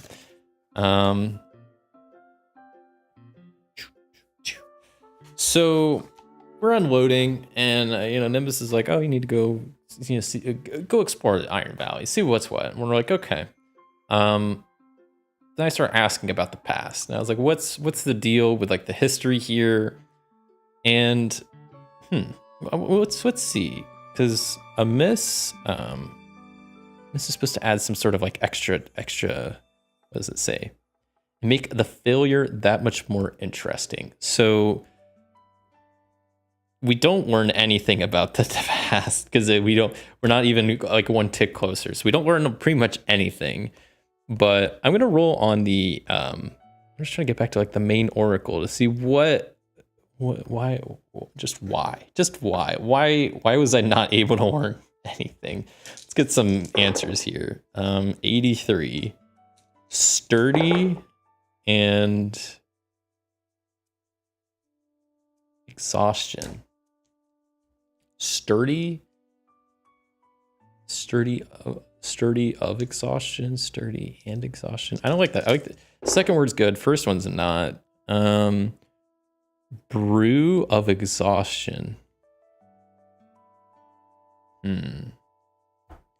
Okay, so maybe like brew of exhaustion. Man, I thought of something. It's kind of stupid, but like brew of exhaustion. The only thing I can think of is like maybe maybe brew of exhaustion. Maybe they're just like, I don't know. They're too tired after the drive and they're like, I need to make my coffee, which is a pretty time consuming process. So maybe Nimbus is like not really wanting to talk right now. They just had to drive all the way to the big city, all the way back. And though they're happy to do it, it's part of what they do. They're just tired, maybe a bit more tired than this drive normally is for them. So they're just not really wanting to talk too much about the town's past. And they're like, yeah, just go talk to someone else. Go explore the town. You can figure out from someone else. So one thing I want to ask Nimbus, I guess, before we go start exploring the town, is I want to find like a person to go talk to. And specifically, if this is a small town, there's going to be a mayor. So I assume Nimbus knows who the mayor is. I feel like I don't even need to like ask because that would be weird if they didn't. But you know what? Let's ask Mythic. I'm gonna say it's certain that they would know who the mayor is, but it would be pretty crazy if they didn't. Yeah, they know who the mayor is. So, okay. So I was worried. I thought maybe they have, maybe it's like Waterdeep. They have like a masked lords type situation where it's like an anonymous ruling group. I don't know. But okay, so Nimbus does know the mayor. So the one thing I want to know is who the heck's the mayor of Iron Valley? And we can roll that up right now.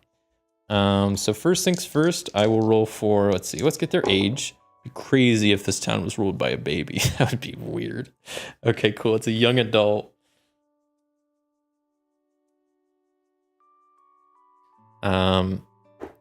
Then I will get to their pronouns. So 21, and they go by she, her. Okay. They're human, of course. We're all humans here. She, her. And what is their gender presentation? Is 1. So, feminine. Okay. Feminine presentation. All right, cool. Their job and role. I'm just not need to roll for that because I'm going to say that they are the mayor. I'm asking about the mayor. They're the mayor. Let's get a birthday. When's the mayor's birthday? 38. So summer of 13. And don't mark everybody's birthdays down. We got summer of 4. I never marked. Who's this Saga? Saga B-Day. And then summer 13. That's I don't even have a name. That's the second. That's probably why I didn't write Saga last time. Is I tried to write down their birthday before I even had a name. My bad. I'm getting too ahead of myself. 7. Okay, the names are Avocado, Argent, or Bernie / Benny. I'm gonna re-roll. I'm not a huge fan of those names personally. I mean, they're not. I don't hate them, but like they don't. I don't know. I don't know if I want a mare named Avocado. 17 is Carrot, Canyon, or Buster. All right. Our mare's name is Carrot. It's done. All right, cool. So yeah, Carrot's birthday. Oh, this is a classic song. Man, the best part about playing this game is now I get to listen to some Animal Crossing music. Hopefully, I mean, definitely was a bit sketched about doing this because I wasn't sure. You know, I don't want to get like copyright striked or anything like that, but it should be fine. You know, just some chill Animal Crossing music. Yeah, Avocado, Carrot. I mean, the Avocado and Carrot, like those would be good names if I was doing a more Animal Crossing world and I just had like animal people. I feel like those would be better names of just like animals. Like, I don't know, those give me very Animal Crossing vibe names, which I don't dislike the names, but just for what I'm going for, they maybe don't fit as well. But you know what? We got a mare Carrot. So it is what it is. Let's get real quick two quick traits. So 37, they're frightened. Okay. Maybe not the best trait for a mare, but we know it's okay.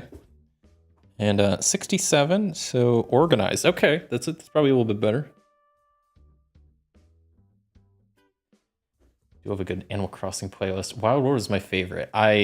Yeah, Animal Crossing has really good music. It's definitely one of my favorite video game soundtracks. I mean, it's up there. I like Minecraft music a lot. Same with the original Sims. I listen to Minecraft and Sims album, like those albums, probably weekly because I think those are so good. But Animal Crossing is definitely, it's up there for very just nice chill music I like to have in the background, kind of upbeat. But man, this mix, I feel like this audio is all over the place. I'm gonna keep trying to like bump it up a little bit.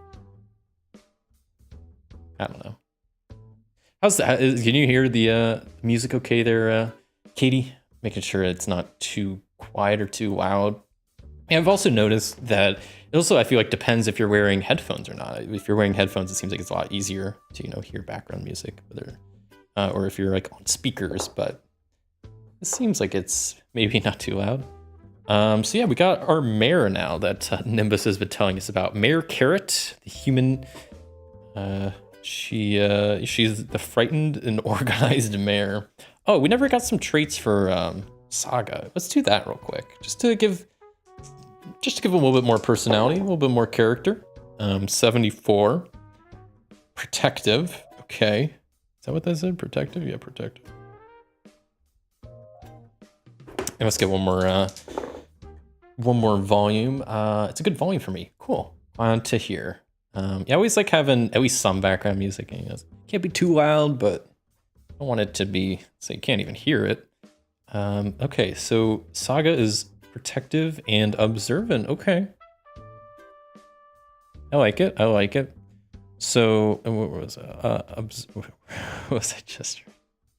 Not very observant myself. Observant. I was getting so distracted. I was like trying to read something as I was like writing something, and my brain just like froze. Okay, so that was that. And okay, so we've learned a bit about Carrot.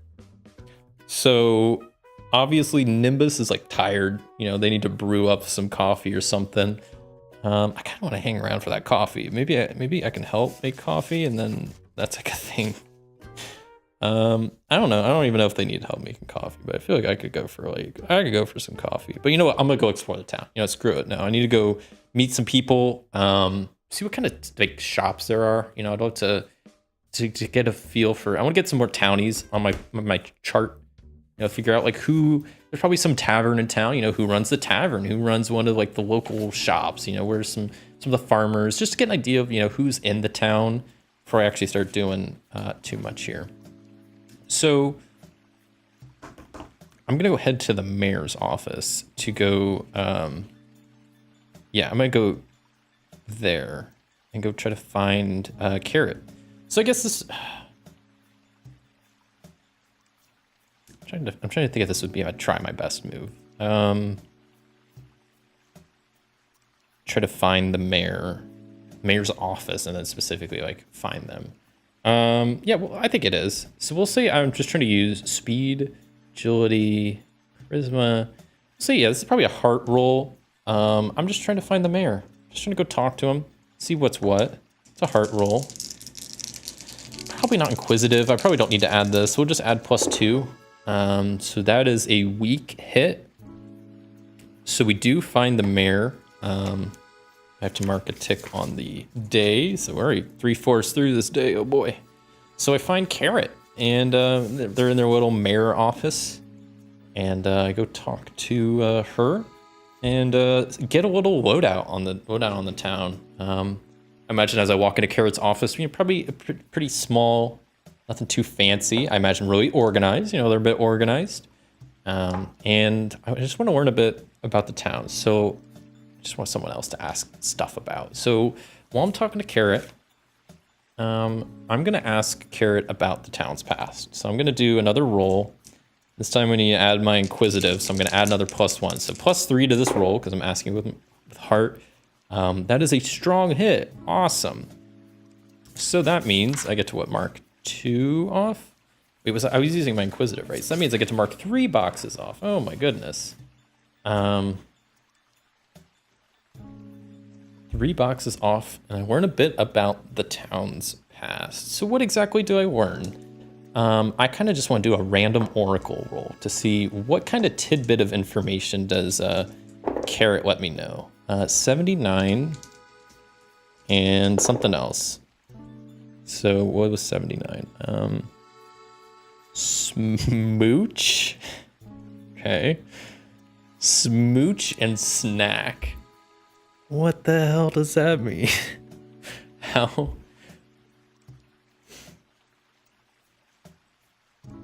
What does that mean? Smooch and snack. How?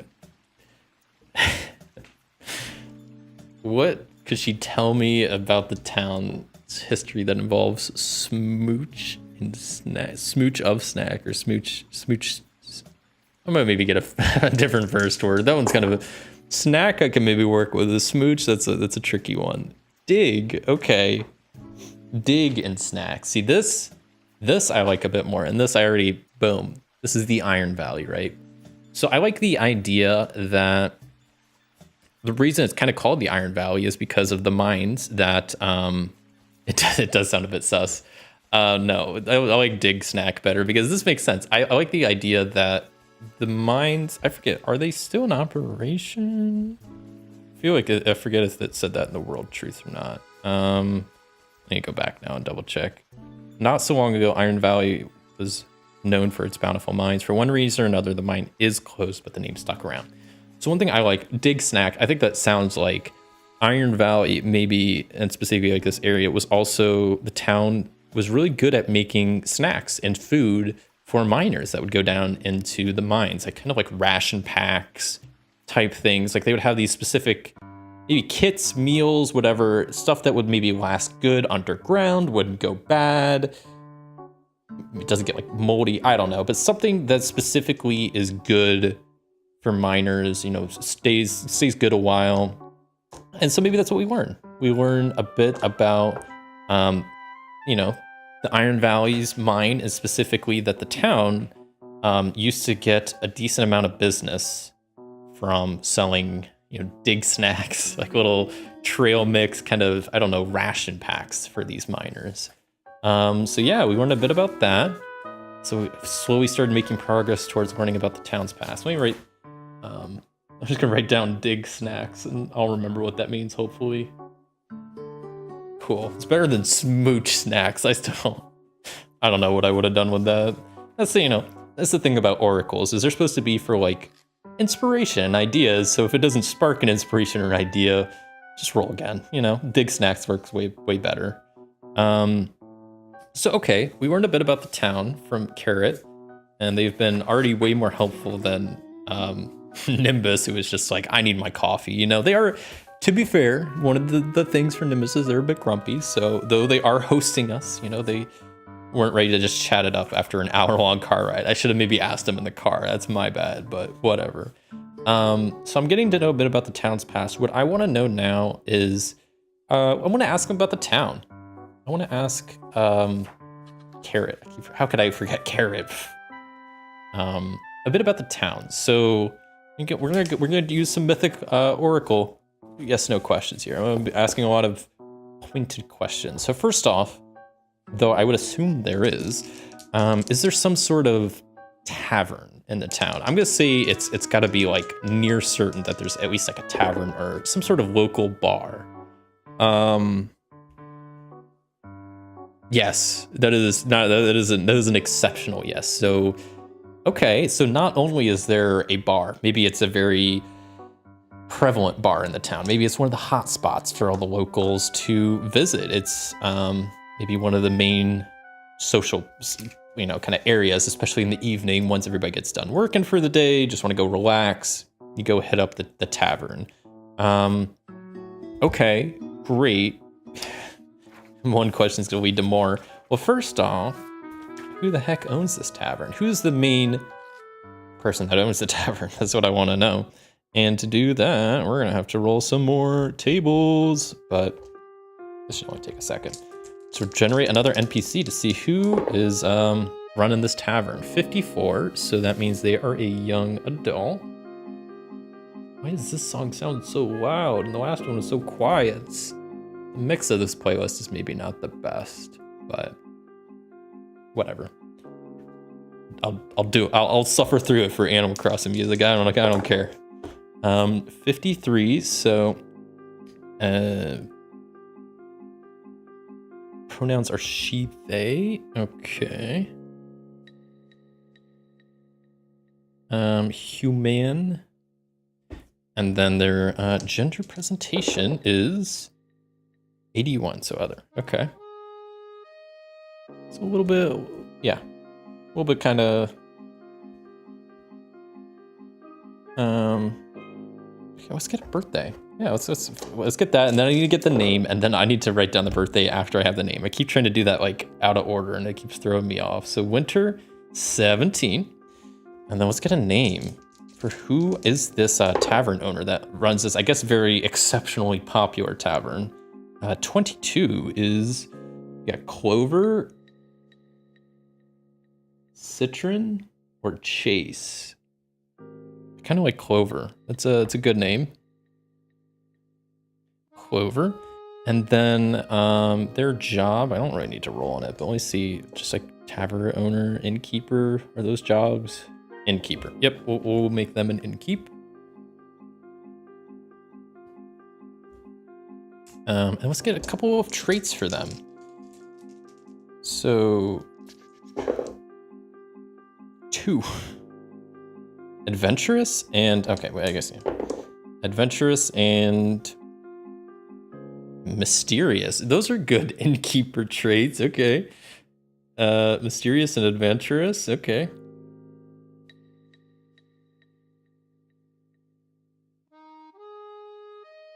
And then the one other thing I want to know is one of the reasons why I grabbed my table fables beforehand. Tavern name. And this has a good, where is it? I probably already went by it. There's a tavern name in here somewhere. I think I already went past it. It's way in the back. Where is it? Is it right here? Okay, here we go. Tavern name generator, which this I just need 2d12s for. I'm gonna roll this real quick, just because I don't know. I could come up with my own name, or we could just roll some dice and get a name. The Crooked Tome. What was the other option? Or the Port and Quill? I like Crooked Tome. That sounds good. Crooked Tome.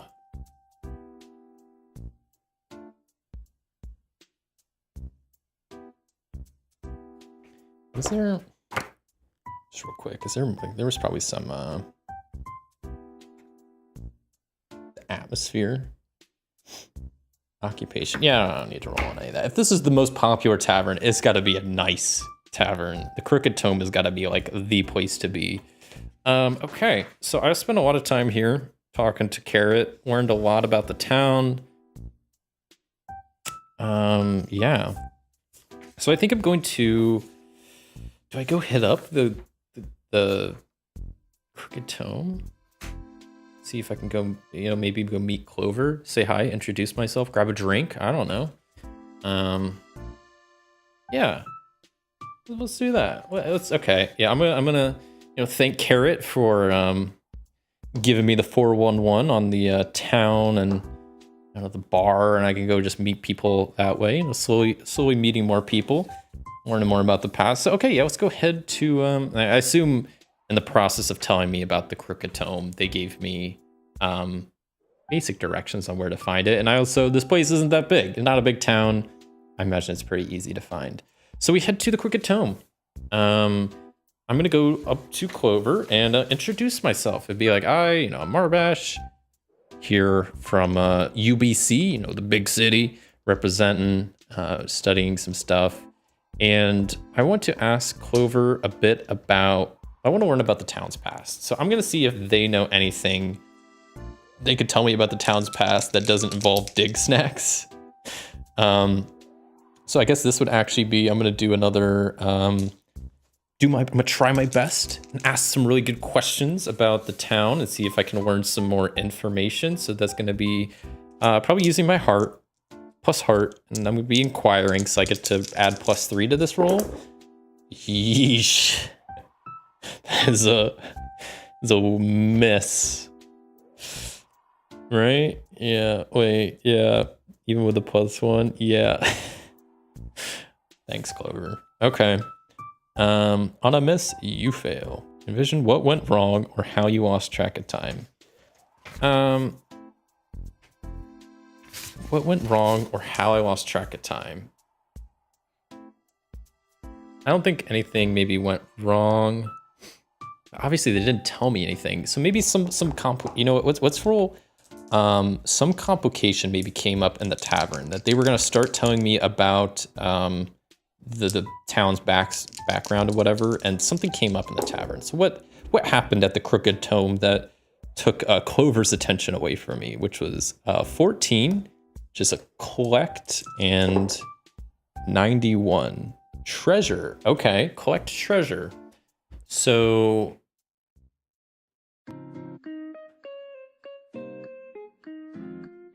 maybe they have Crooked Tome.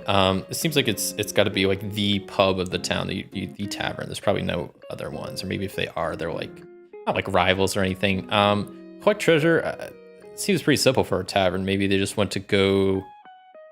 They have like some back room, right, that you can reserve for like parties, corporate events, whatever.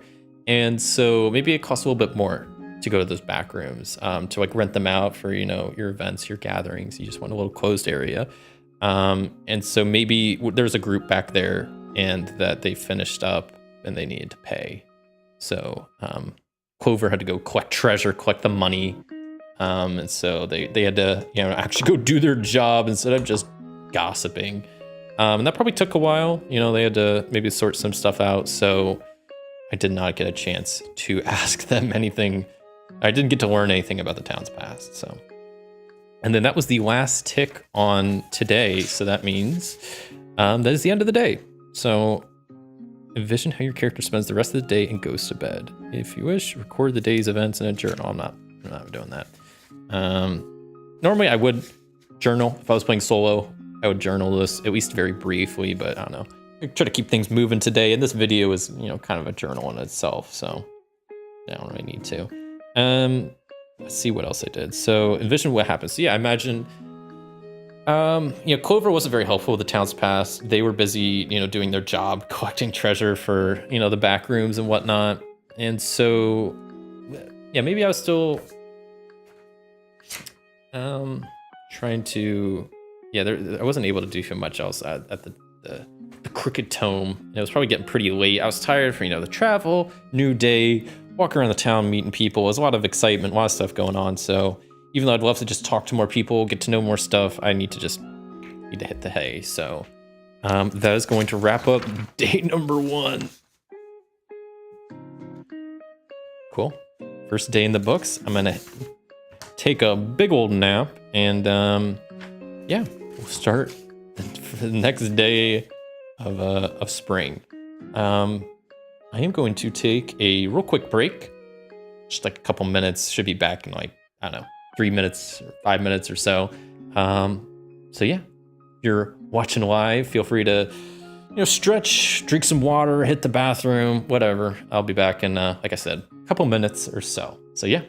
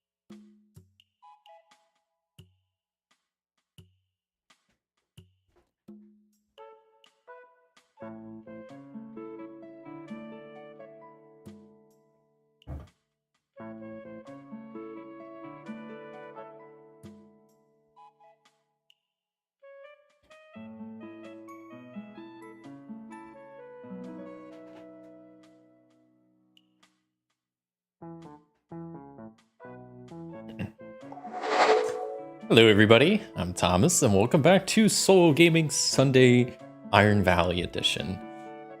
We're back with starting day 2. It's took a while to create the character, create the world. It took like an hour. It took us like another hour to get through the first day. We're gonna try to pick up the pace a little bit. I'm trying to like speed run, through my little internship here, but I'd like to actually make some progress. Do some things, fulfill some promises. Meet some new people, all that good stuff. So yeah, one thing I want to do is see what the weather looks like for today. Check the weather before I go out and about. Yesterday was a nice cloudy day. At least it wasn't raining. Today, sunny, nice sunny day. Awesome. So I was definitely tired after yesterday, big day of traveling, meeting new people, unloading my stuff, organizing my little room that Nimbus gave me, and just getting settled into the Iron Valley. And so I wake up pretty early. Marbash is probably a bit of an early riser. And yeah, it gets up, goes down to the little kitchen area with Nimbus, and Nimbus, let's see, what's Nimbus's deal? They're eccentric and grumpy. I need to keep that in mind. So they're eccentric but grumpy. Oh, also, at the end of the day, I was gonna adjust my chaos ranking, which I think it might have gone down a little bit.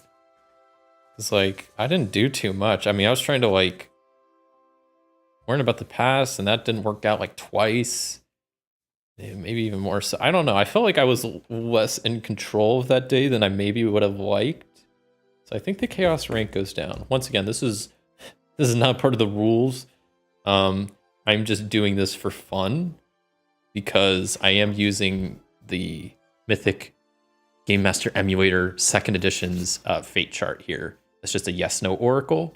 And it's based off the chaos factor. So I figured, at the end of each day, I'll adjust my chaos factor.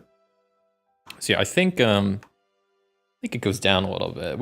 I feel like I wasn't super in control of that day. Time kind of got away from me. Didn't give me the answers that I maybe would have liked. So yeah, that's that. I just want to look at what I got. So I needed to get to know my host, learn more about crop growth, learn about the town's past. Probably stuff on the bulletin board if I want to go do other stuff. But that's already plenty to do. I can start growing some crops. Nimbus has some area to grow some crops. I kind of want to maybe do that. Look at this. They got the cool spring crop board of all this different stuff I can grow. So the spring crop specifically. You got flowers, mushroom, grain, herbs, vegetables, fruit, berry. That's pretty awesome stuff. I want to maybe start growing some stuff. If I want to really get into the gardening mood, I feel like I got to start growing some dang crops.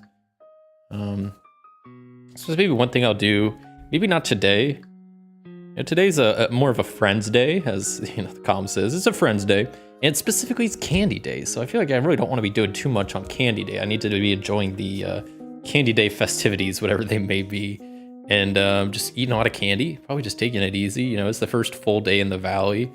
It's a candy day, so come on. I don't want to start going to the fields immediately. It's still getting a little bit acquainted. Still figuring out the groove to the valley and just getting to know people. So okay, I'm getting ready in the morning. I'm gonna have some drinking coffee. Maybe Nimbus prepared breakfast. Maybe I helped prepare breakfast. But I want to try to get to know Nimbus a little bit more. I got to know him a bit. I got to know them a bit in the car yesterday. But I'd love to know a bit more about them. I know they're a bit grumpy, a bit eccentric, but I don't really know much about them. And I also didn't write anything about what I specifically learned about them last time.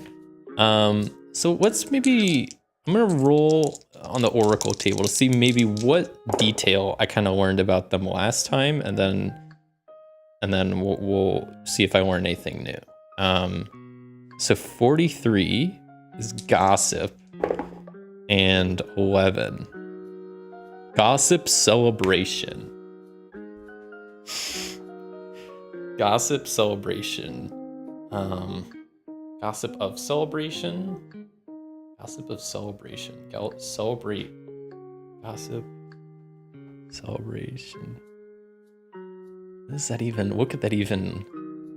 Gossip of celebration. I mean, maybe they just like spreading gossip. I don't know. They're a grumpy, eccentric gossiper. I don't know. What do I learn about my host? It's celebration of what was the first word? Gossip. We'll see. Let's get another second word. I don't really like celebration. So gossip. Tavern. Okay, see, that works so much better. This is why I like trying to use the first result when I can, try to make it work, but a lot of the times it doesn't. I think this works better. Gossip of Tavern. Makes sense. So I think that they just like to hit up the Crooked Tome a decent amount, maybe on the weekends, in the evenings, and just hearing the gossip there. Maybe they don't really like partaking, maybe they don't spread it.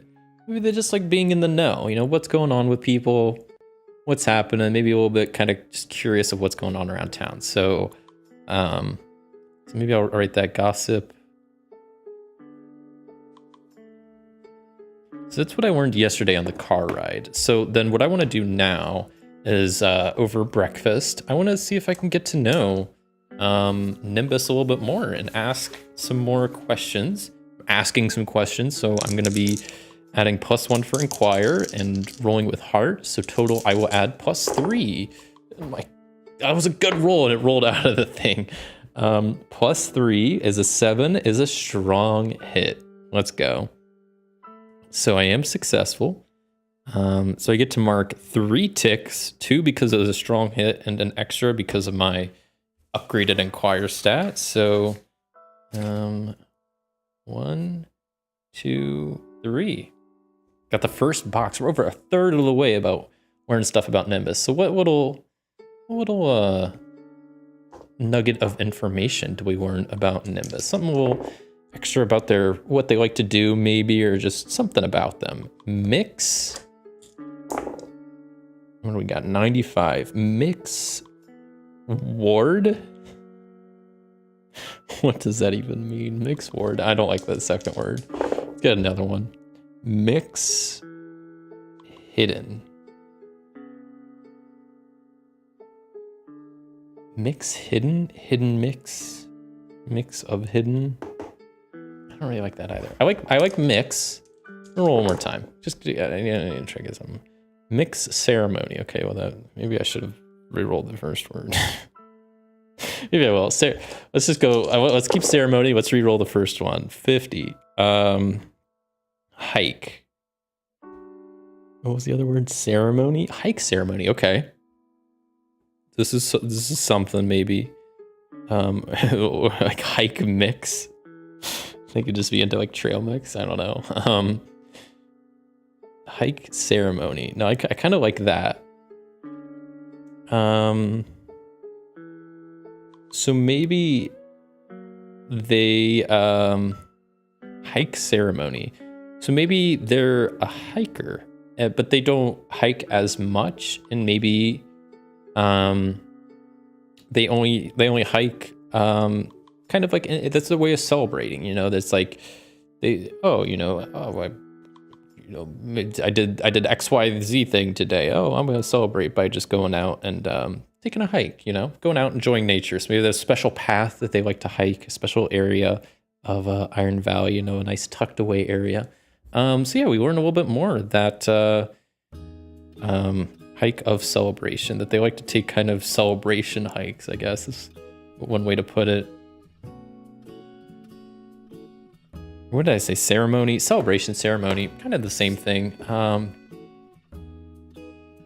think the actual word was ceremony. Yeah. Just like, I don't know. They don't hike often, but to celebrate something, or if it's like a special occasion, getting to know somebody, some sort of ceremony, I guess they like to hike. That's kind of what I came up with. We'll roll with that. I don't want to spend all candy day, you know, just talking to Nimbus, drinking some coffee. Okay, so I'm gonna ask Nimbus about Candy Day, because like I kind of want to know a bit more about it. It's friggin' Candy Day.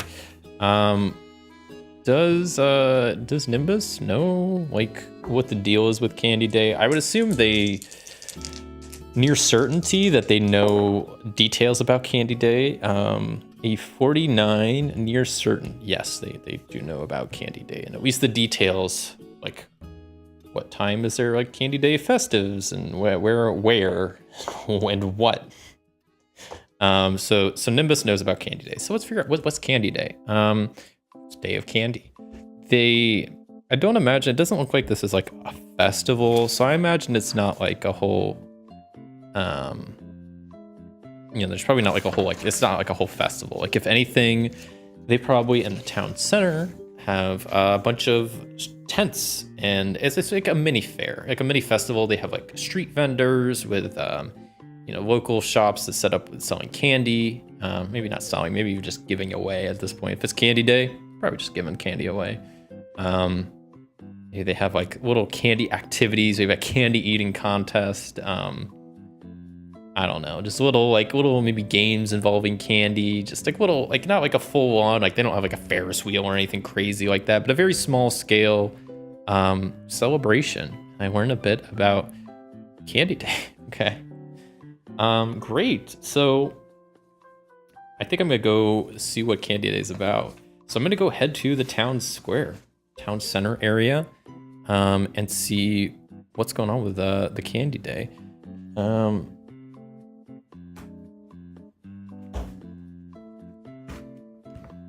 Town center. There's a table for this, right? I don't know. Now I'm not crazy. Town center. Hey, there we go. I'm gonna real quick. Let's see what kind of town center they got here. Okay, it's an open supermarket. Well, that makes it kind of easy for Candy Day then, doesn't it? Jeez. Okay, so Marbash heads to the open market town center.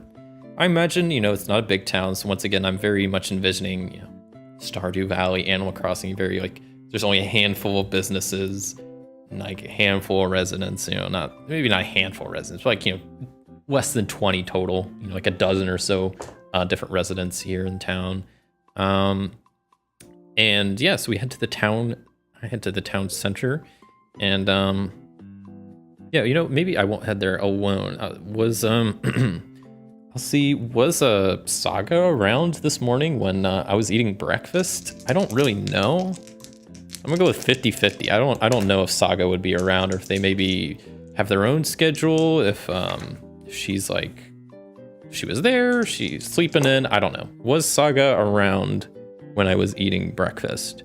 31, 50-50, yes, she was, okay.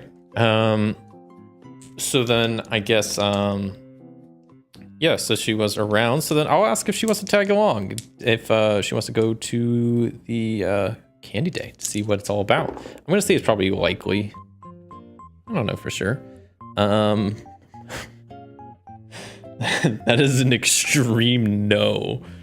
This is an exceptional no.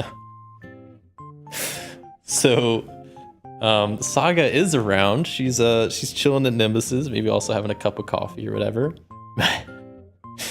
They're around, and then I'm like, hey, you wanna, there's Candy Day festivals, free candy, activities, you wanna go hit it up? And they hit me with like a hell no, slam their hand down maybe. I kinda wanna know, like, what extreme reason could you have that you don't want to go to Candy Day? I need an oracle for this, because like I need some help. Postpone. Okay, that's already a great first word. Postpone what? Postpone partner? Reroll. That doesn't really make, I don't know about that one. Postpone love? Postpone love. Let's roll once more. I like postpone. Partner and love don't really fit too well. Postpone family. What does it even mean? I'm gonna keep rolling till I get something that just makes sense with postpone, because I don't know. I like postpone, but I don't. Postpone power? What does that even mean? If this doesn't work, I might just re-roll a first word. Postpone creature. That one also is weird. I don't have a. I just need some set of words that make sense. Cook. Okay. Cook creature. So yeah, maybe. Yeah. Okay. So I like the idea that yesterday maybe Saga is into like not farming, fishing, or like catching bugs, or whatever. So they maybe went out and caught some, like, let's just say fish. they caught some fish. They were doing some fishing. They caught a fish, and you know, maybe they don't have a great way to store it. So if they don't prep it and cook it today, it's going to go bad. So maybe it's not that they don't want to go to the candy day. They just can't now because they need to take care of this whole fish situation, get it cooked up for schwaps. I kind of like that. That sort of makes sense. It's still, maybe they'll show up to candy day later, but like if you're missing out on candy day, you better have a good reason. So, okay, I'm going to head to the town center, into the open market, and get some candy. I want some candy. Yeah, so I imagine there's a whole lot of people and whatnot going on, you know, activities. I'm trying to think of what kind of like little mini games do you think they got going on at this little like festival that I could try to win some candy at. Because they probably like have some like samples and whatnot, and maybe like, yeah, they're probably not just giving it away. Maybe there's just games you have to play to win or something like that. So what kind of games would I be good at? Maybe like we'll just do like a ring toss, you know? Maybe they got a classic like ring toss for some just candy. You know, you get your choice if you can do the ring toss. So yeah, let's attempt the ring toss to see if I can win any candy. So okay. I'm gonna try my best at the ring toss. What would this be? Agility, probably? Or yeah, this would probably be like an agility. I'm trying to like throw a ring. I would think that's agility. So that would be rolling plus edge. So I'm gonna add 2 to this roll. How successful am I at doing the ring toss here? Okay, that's a weak hit. So cool. I am successful at the ring toss, but I just lose track of time. I'm sitting there ring after ring. Maybe I don't get it right away, so it takes me a little bit longer, but I'm determined at some point. Maybe it's like a lot of like really close calls, like, oh, the ring just like almost goes on and then like swirls off or something like stupid like that. So it takes me a while, but you know what? I get the candy, and specifically the candy I had my eye on, you know, the you know, whatever, the generic chocolate bar that they have in this world. I don't know.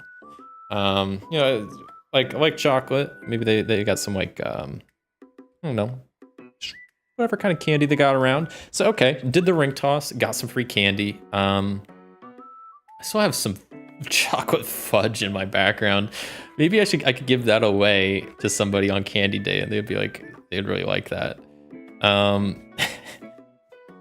So you know what? Maybe I'll go. Who wants my this melty ass chocolate fudge that I've had sitting in my backpack between my clogs and my handful of buttons?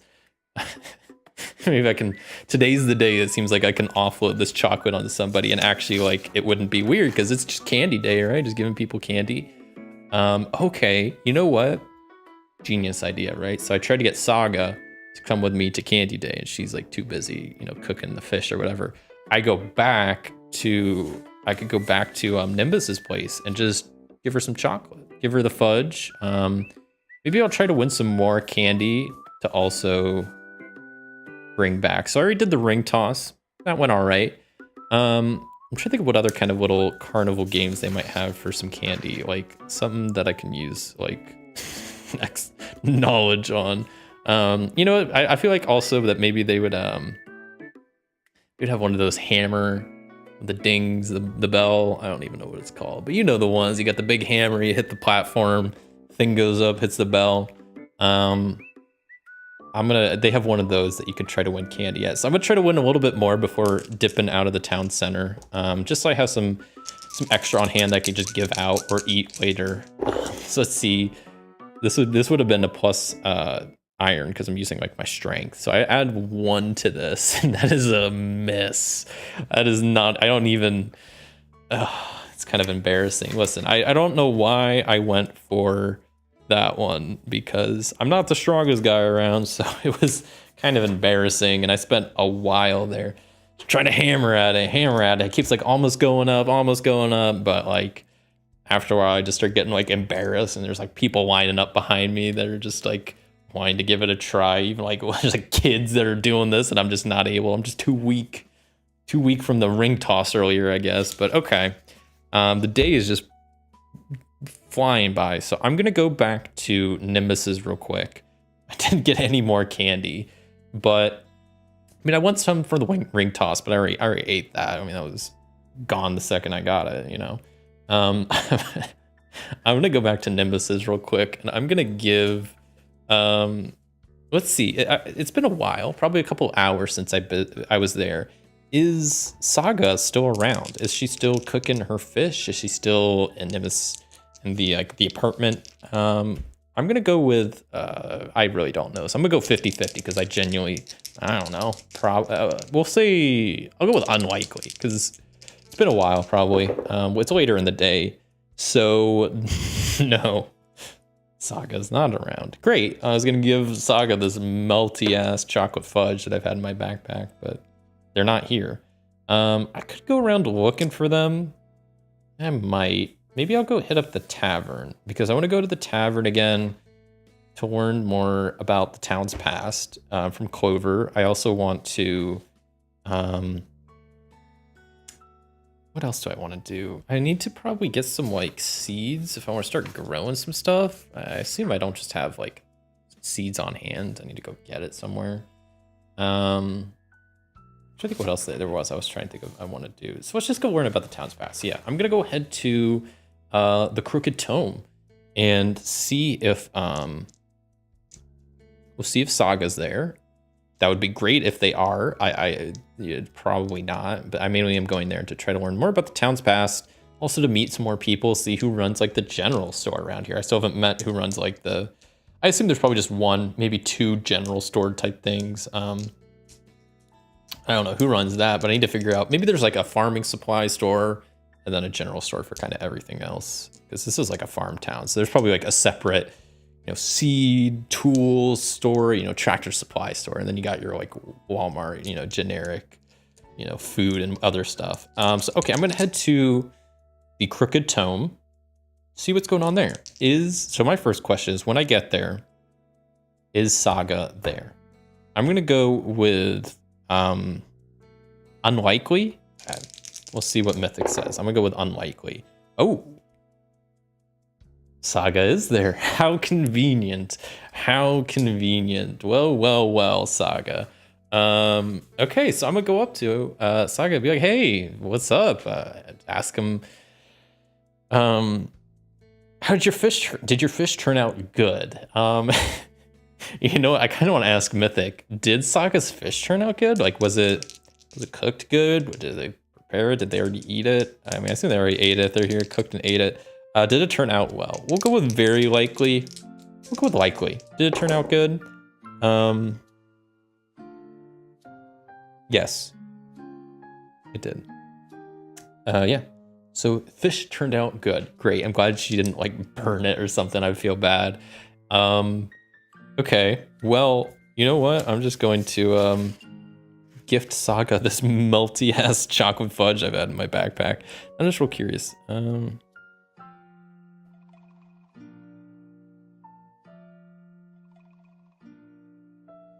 I was just checking on something. Okay, I'm just gonna remove the chocolate fudge in my backpack. Get it out of here.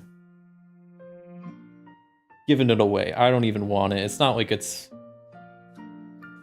sentimental. I just had it for like the ride there, and I just never ate it, and it was starting to get like kind of melty in there.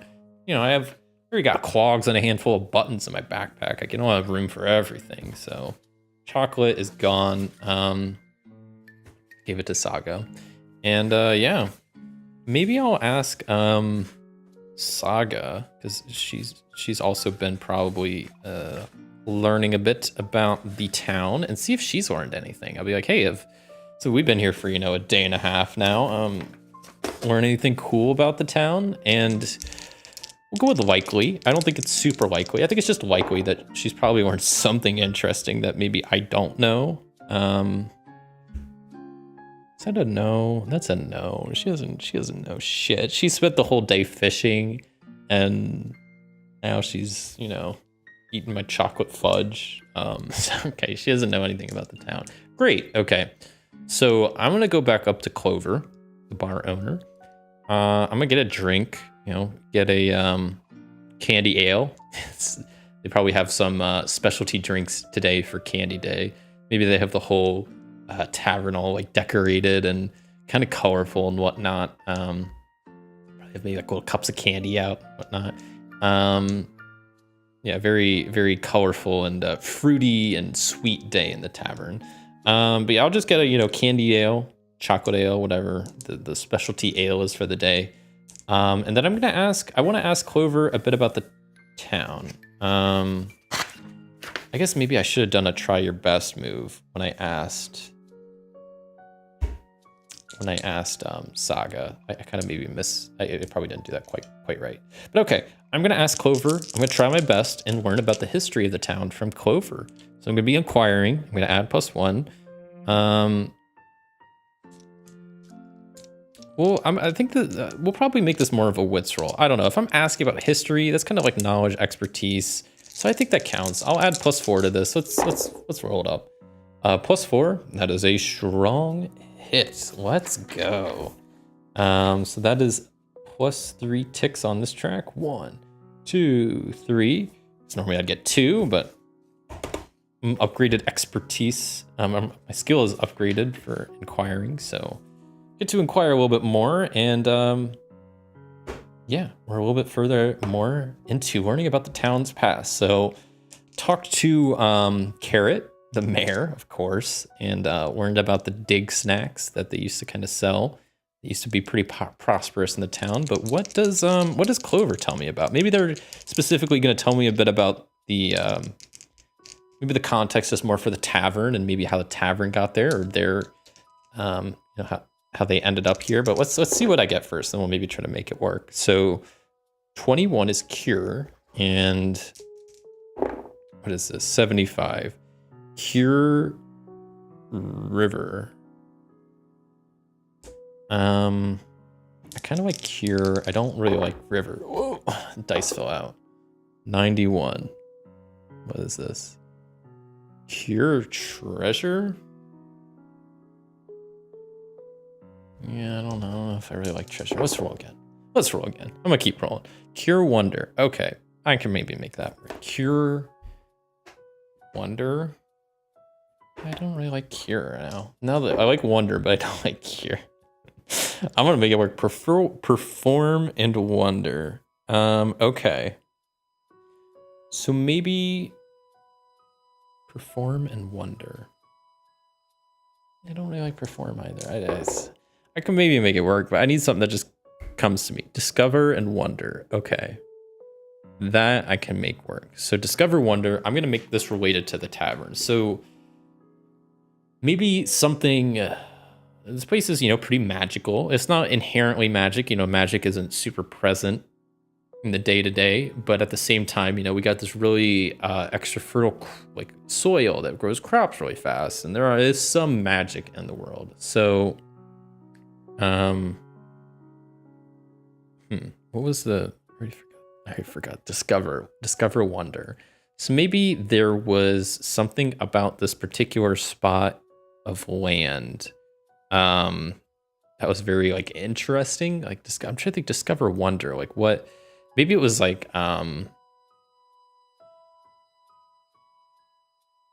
don't know, maybe just a really nice area of land. There's lots of flowers around. Maybe it's just a nice piece of nature, a nice piece of land. And they kind of discover this really pleasant area. Maybe there's a river going through the back or something. It's very just nice, calming area. So they decided to build the Crooked Tome. I almost forgot the name of the dang tavern. Okay, so we'll add that about the past. Discover. I'll put discover of wonder. Wonder is just the nice piece of land that they found to build the tavern on. Okay, so Clover has detailed us in a bit more about the town's history. Good to know. Good to know.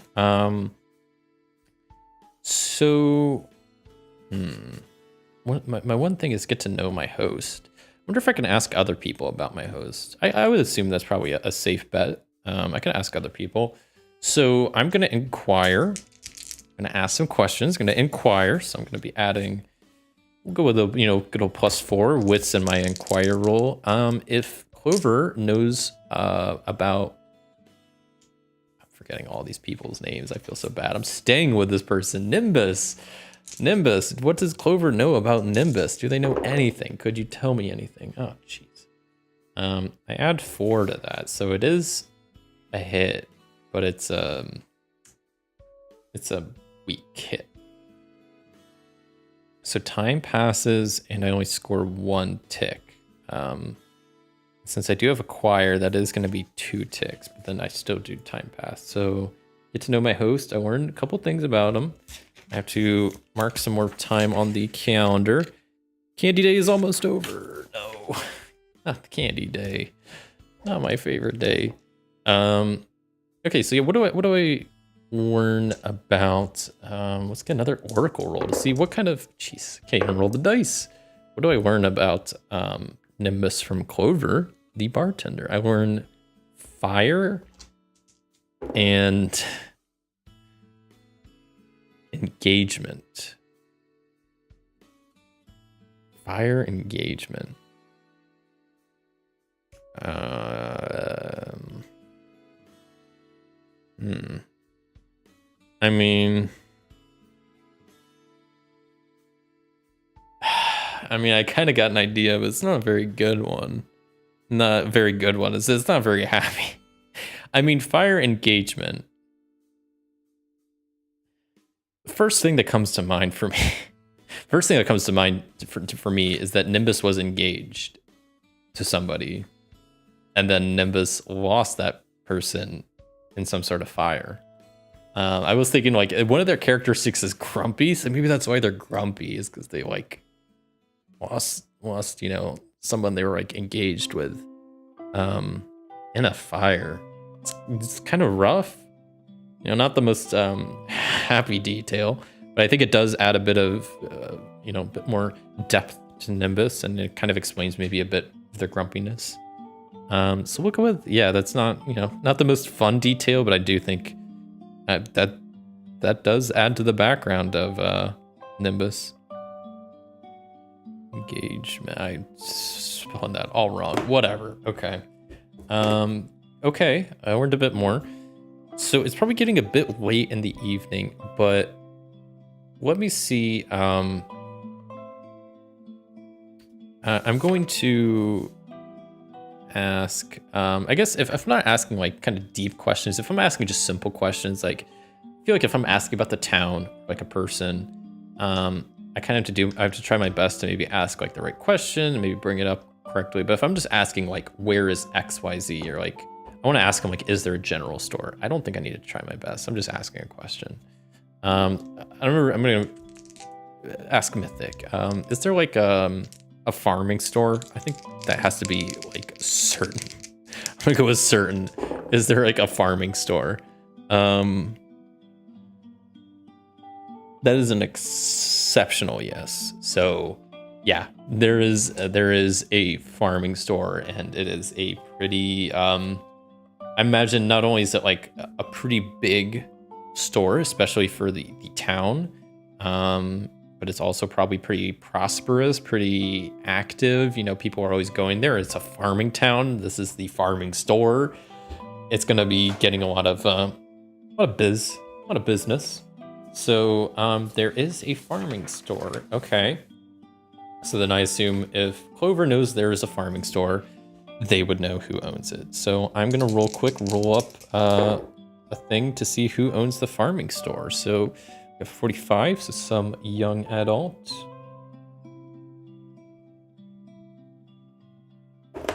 Let's see what their pronouns are. So 94. Any.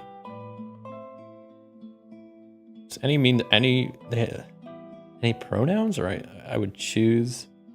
I'm just gonna do he, him. I don't know.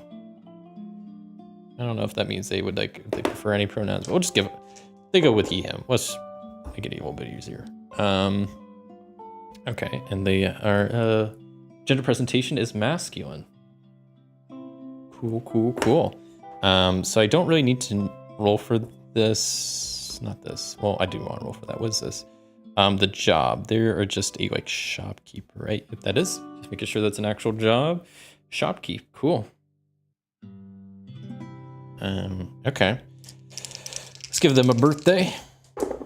So we gotta go to the birthday table. 23 is spring of 23. Okay. Wait, spring 23. Their birthday's tomorrow. What the heck? I don't even know who this person is. I was like, wait, that's like soon, isn't it? Yeah, it's tomorrow.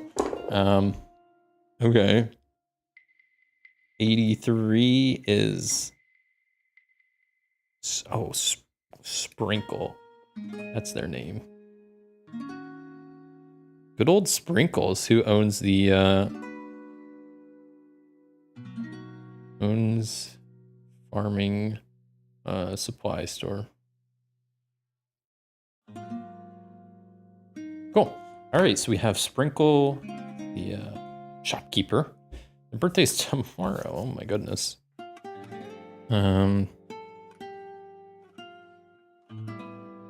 It's like right around the corner. I didn't even know this person existed until now. Now their birthday's tomorrow.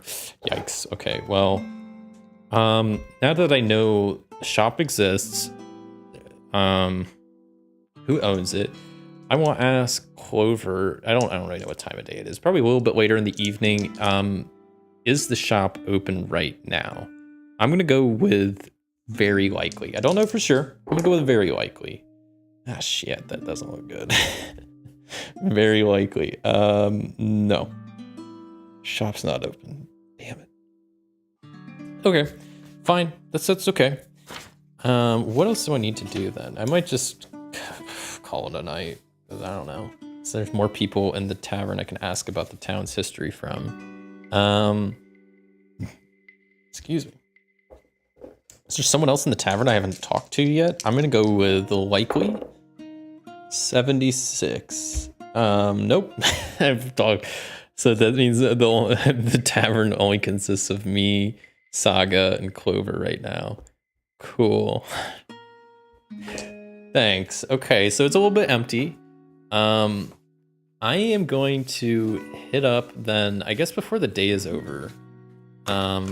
Still got a bit of time left in the day. I'm gonna go hit up the request board in town just to go grab some requests, see if anybody needs help with anything, and maybe just to go also meet a new townie that way.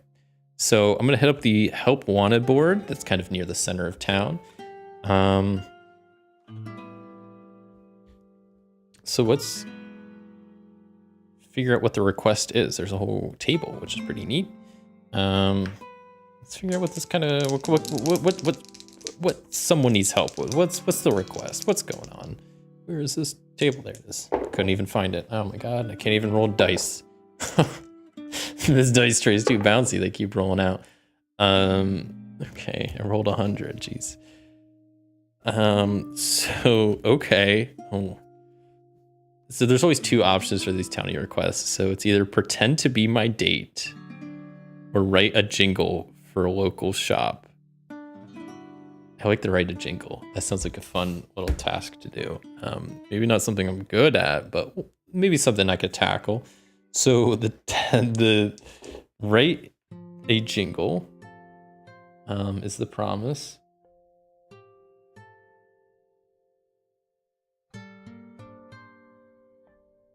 Oh my god, dude, my handwriting's so bad. And who am I going to be writing this for? So let's create a new. I just want to have I want to have more townies to interact with, you know. So let's at least generate one more to see who filled out this request. So going back to believe in your jingle skills. We'll see. I don't know how good Marbash is at writing a sick jingle, but I guess we'll find out. So 72. So whoever's writing this request, let's see, they're an adult. Pronouns are any again. We'll go with they, them. And gender presentation is 28, so masculine. Okay. Ancestry is, of course, human. Gotta get a random birthday for them. That was a crazy dice roll. 91 is winter 16. I need a good roll for like what their shop is that I'm gonna be trying to maybe write this jingle for. We'll see how tough this is gonna be. 87. A thrift shopkeep. Okay, they got a thrift store in town. I like that. Some sort of upkeep, you know. Not upkeep, but what's the word I'm thinking of? I don't know. Thrift shopkeep. Okay.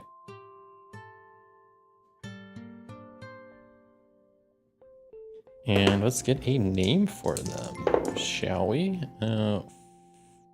What is that, 40? 40? No, it's 4. I don't know how to read dice anymore, apparently. The names are Aspen, Amethyst, or Arcade. Go with Aspen. I like that name. Aspen. Aspen, okay. So write a jingle for Aspen. Well, it's for Aspen, but obviously the jingle is for the thrift shop. Oh boy, I gotta write a thrift shop jingle. Just gonna copy Malcolm more. So let me see. Was there a certain? Let's see.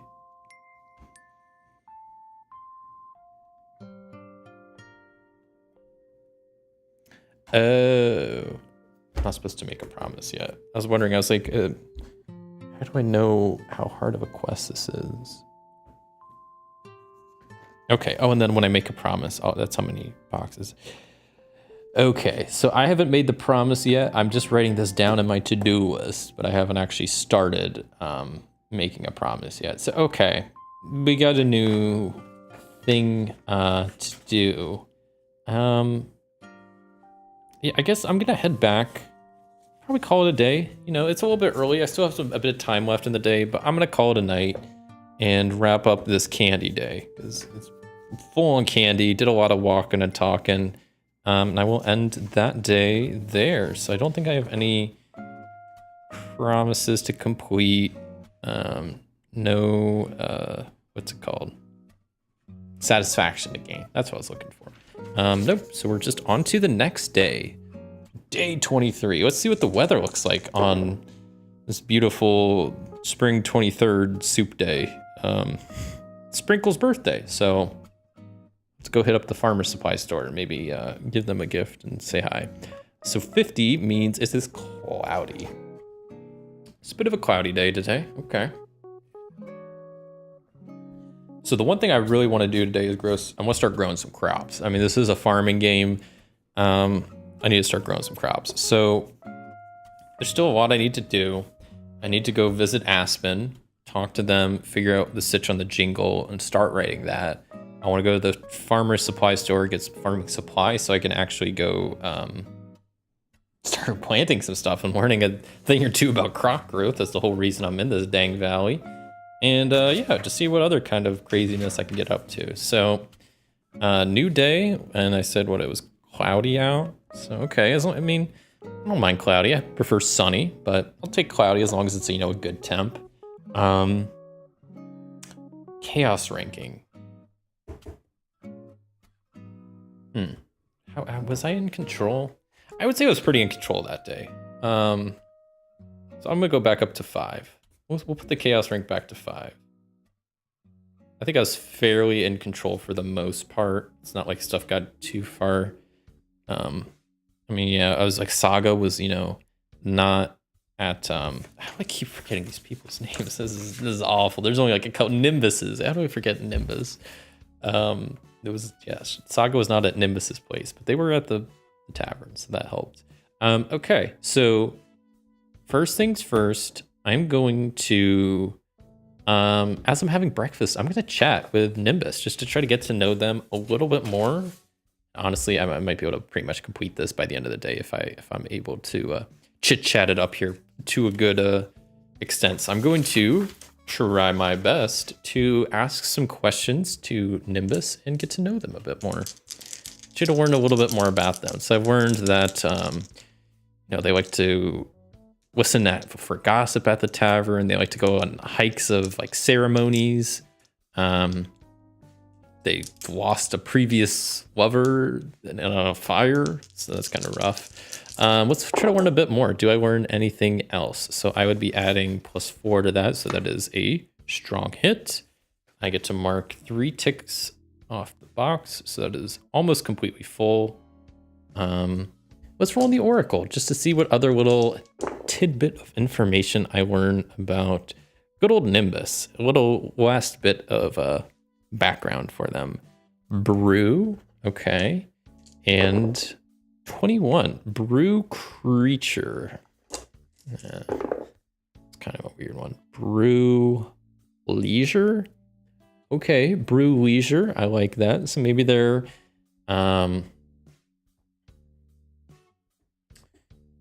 maybe they just enjoy a good drink, a good brew. I was thinking that's beer, but brew could be like, just any. They just like drinks. They like coffee, beer, brew. Because that could be anything, right? I mean, but like that's one thing they like to do to unwind if they go to the tavern. Is a beer brew of leisure. So not like a drinker per se, but likes to unwind with a drink. It doesn't have to be like necessarily alcoholic, but just a good drink. It's gotta be something tasty.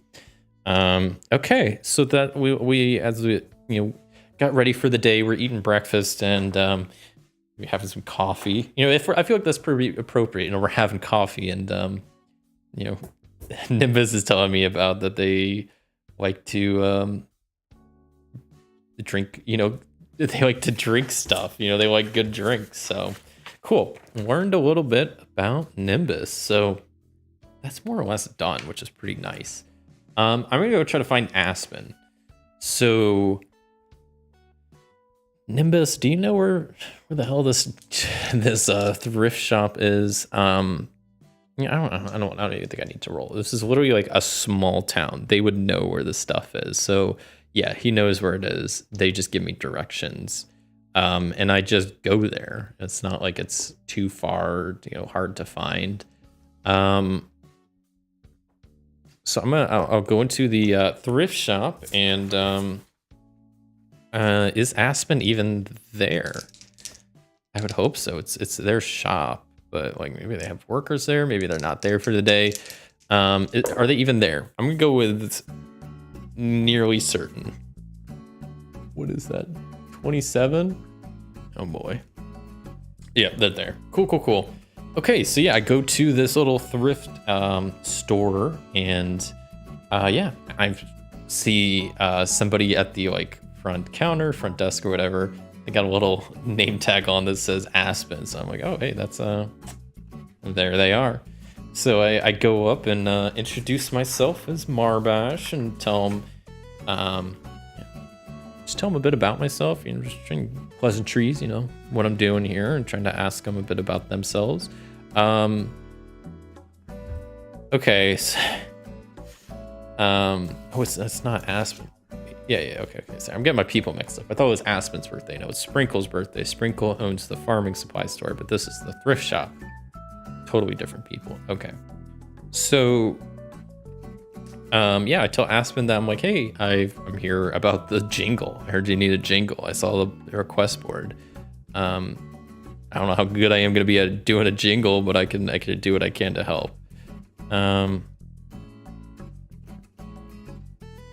Okay, so let me. How is this just like? I assume if it's a jingle, this is just a short little. Not like a whole long, song that's going to be performed, right? So that's the first question I'm going to ask Aspen is like, this is like a short, I'm assuming, a jingle is short, but like something short and sweet, right? I'm going to say that's almost certain, nearly certain. with nearly certain. 28, so yes, they just want something short. Something not too, not too long. I was gonna say, yeah. Okay.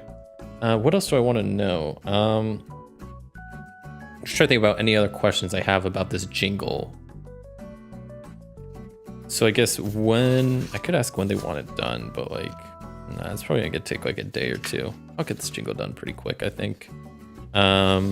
Maybe it's probably take me like a week. I'm not the most, not the best at coming up with jingles. I don't know what else to say.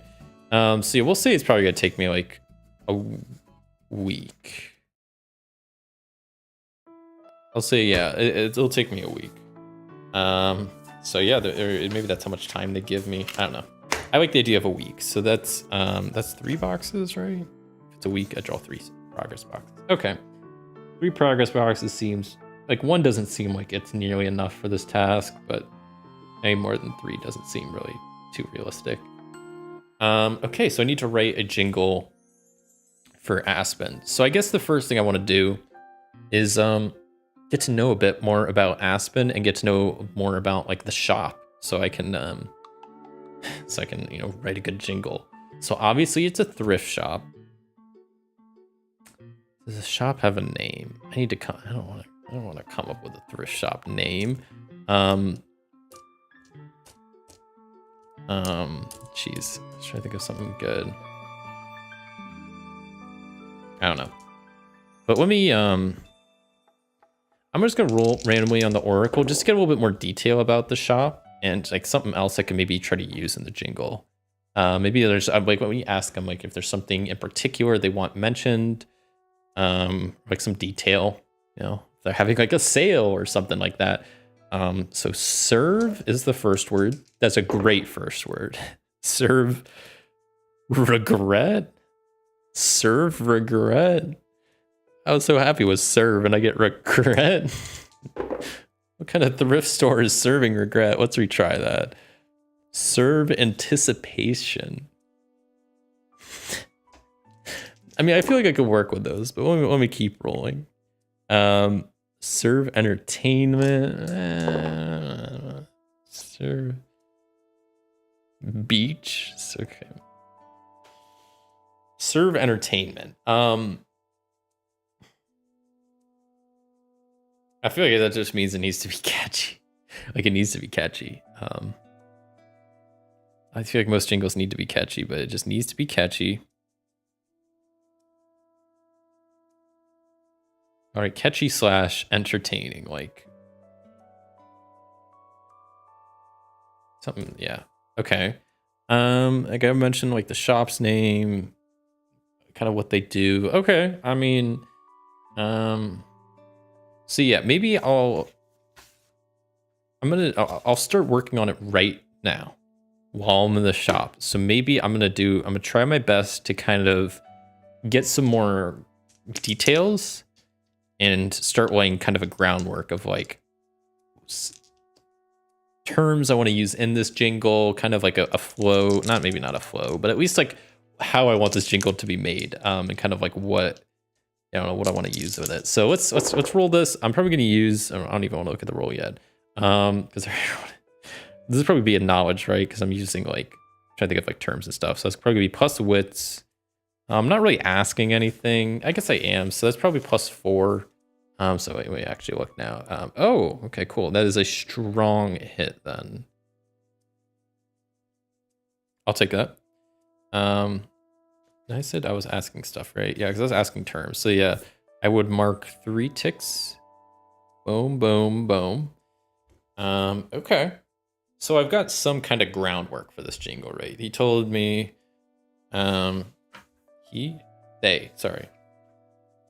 told me, what kind of, jingle they want, terms they want in it, stuff like that. Okay. I got my jingle outlined from Aspen. Thank you. I will get started on that later. I got some crops I want to grow, and I need to get these crops started like soon. If I want to have them see the light of day, I need to actually plant them. So I'm going to go ahead to Sprinkle's place at the farming supply and go hit up that place to get some seeds so I can grow some stuff.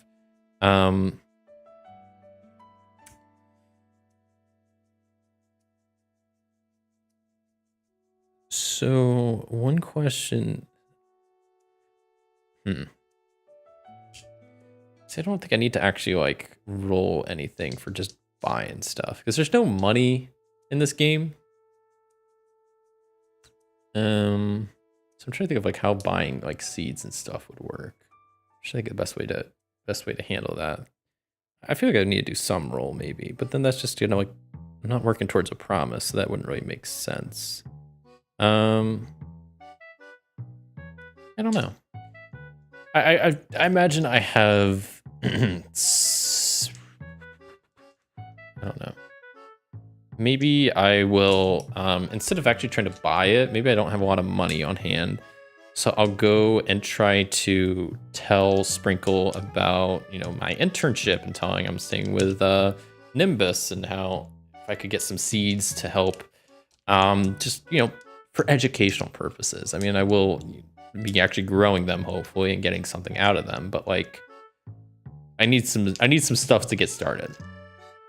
So would they be able to like kind of sponsor me, provide me with some starting supplies? So that's what I'm going to ask. I'm going to ask that. So that's an inquire. I'm maybe gonna make that more of a heart roll. I'm trying to just, it's compassion. I'm just trying to ask, you know, like, hey, would you spare these supplies? I don't have any money. So heart rolls plus inquire. That's gonna be +3 to this roll. Oh. Okay, so it's a weak hit. So I will be able to mark 2 ticks. I get 1 for the weak hit and 1 for my upgraded what's it called? Inquire. That's the first tick on this day down because time passes. So I imagine they they're like, sure, you can have some supplies to take and do whatever with. And yeah, maybe not like a whole lot, but they give me some seeds that I can grow some basic crops with. So maybe let's see what kind of seeds they have, and maybe like they aren't gonna give me maybe everything. Let's say like 3 things maybe they gave us. So maybe I'll grab some berry seeds. Can I grow berries in the summer? Yeah. So berry seeds, some grain, and some herb. Berry, grain, and herb. That sounds good. Berry, grain, and herb. I'm gonna grow some crops. Yeah. Okay. So we get all that stuff from Sprinkle, and I'm gonna wish Sprinkle a happy birthday. I'll be like, oh, thanks. By the way, like it's your birthday today, right? And they're like, oh yeah. I'll be like, oh, well, happy birthday. I want to ask then Sprinkle, like, okay, it's your birthday. Do you want anything? Like, I know we just met. Like, you want like something from the, you know, what's it called? I don't remember anything in this town. The Crooked Tome. I'm like, hey, if you want like a drink from the Crooked Tome or something, or you know, a snack while you're working today, like, you want anything? Let's see. Do they want anything for their birthday? I'll go with likely. We'll go with likely. Yeah. 73. Nope.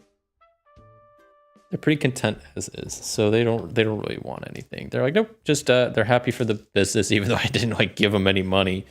Okay, well, I at least wished them a happy birthday. I remembered. Spent a decent amount of time there, maybe just chatting away, getting the supplies. So that's why it took a bit more time than I anticipated, but that's okay. We got berry, herbs, and grain seeds now that I can plant. So let's go back to Nimbus's place and I want to start planting some crops and getting these in the ground and growing. So let's do that.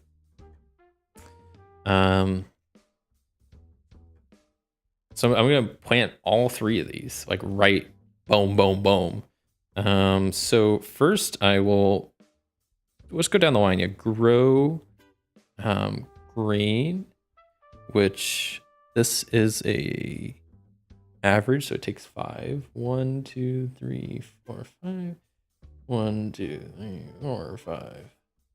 Boom. 2, 3, 4, 5. Boom. I'm gonna grow. What was the other thing? I got grain, herbs, and berries. Right? I think that's what I said. Yeah, grain, grow herbs, and grow some berries. Yeah. Finally getting some stuff in the ground and warning a thing or two. Oh, wait, herbs. That's also 5. Wait, 1, 2, 3, 4, 5. 1, 2, 3, 4, 5. Marking off those boxes. Boom, boom, boom. And then berries take a lot longer. 2, 3, 4, 5, 6, 7. They take 7 boxes to grow. That's crazy. Never gonna have these berries.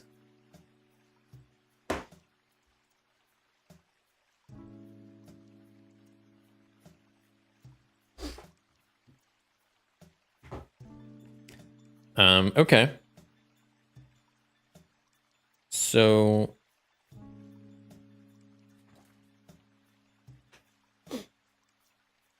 and then see, here's the thing. I haven't really done too much farming in this game. Mainly because I don't really, not that I don't know how it works, but like, yeah, I don't really know how it works. Because okay, you got your crops planted, and then the main thing you could do is then try your best to work towards it. So I guess what I will do is use I'm going to do a try your best roll on each of these as maybe the act of planting them, kind of watering them. So I'm gonna do that for each of them to kind of grow the stuff, because the me writing the promise is just like me, making a promise to myself, like, oh man, I'm definitely gonna do this thing. But now I need to actually start doing it. Like, okay, I'm gonna grow grain. Okay, great. Let's actually start growing some grain then. So I'm gonna try my best to get the seeds all planted and try to plant and water some grain. So what is that? I was using probably, I would assume edge, using like a tool. Edge, I get 2. Farming, I get 1. So +3 total. So that is a strong hit. So the grain is on its way. I get 2 ticks there. And the grain has been planted. Awesome. Let's go ahead and plant the herbs. Plant and water them. Get those going. That's another +3 I get to that. So that's a weak hit. I do plant them and water them, but it does take me a little bit longer. Maybe it's just a bit more of a process. The seeds are maybe a bit smaller, kind of hard to handle. Maybe I have to like bury them deeper or something. I don't really know, but something along those lines, right? Whoa. Jeez Louise. What the heck? Oops.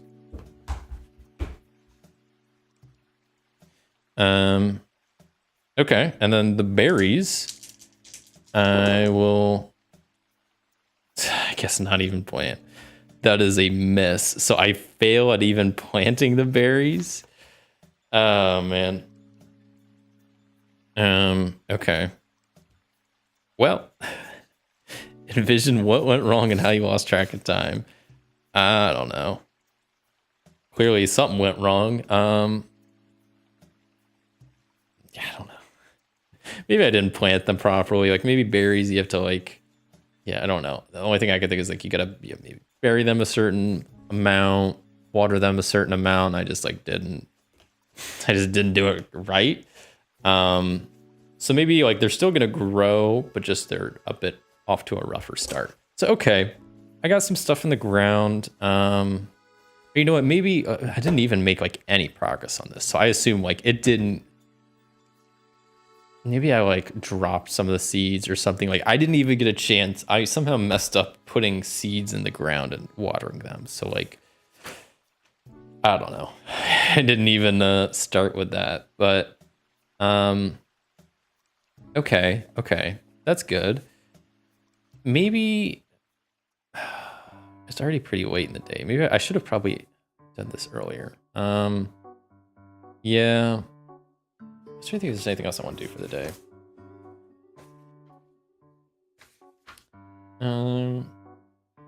I guess maybe I'll end the day with I'll just like chill in my room and work on this jingle.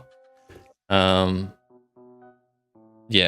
Let me see if I can bang out some of this jingle. So I'm going to try my best and try to come up with a jingle with the best I can. So I'm gonna use my knowledge and expertise. This is a wits roll, so plus wits, +3. Let's see how this goes. Yikes. Okay, so it is a weak hit. So I do make some more progress on it, but time does pass. So yeah, I slowly, I've at this point, I have, an idea of, okay, this is what needs to be said in the jingle. We'll kind of get an idea of like how it needs to come across. And I'm slowly starting to like piece stuff together, but it's not quite there. And it takes me a little bit longer. I spend pretty much the rest of the night doing that until I eventually just kind of pass out writing this jingle. I think also this is the end of the day now. So one of the things you do at the end of the day is check if any promises are completed. So, and maybe I'll read out of the book for this part. But basically, like promises, kind of like Ironsworn and Starforge, they don't need, like all the boxes don't need filled up for, what is this like? Let me go to the page. Oh, there we go. Being weird. My bad's being weird. I'll see what part it chase promises. Oh, where's the part about promises? Is that this part? Oh, it's probably in the I think I know where it is. I just gotta time passes. Okay, yeah, so yeah, the move serves as the main system of advancement. As part of your character calling quits for the day, players given the chance to decide if any promises have been fulfilled in their opinion.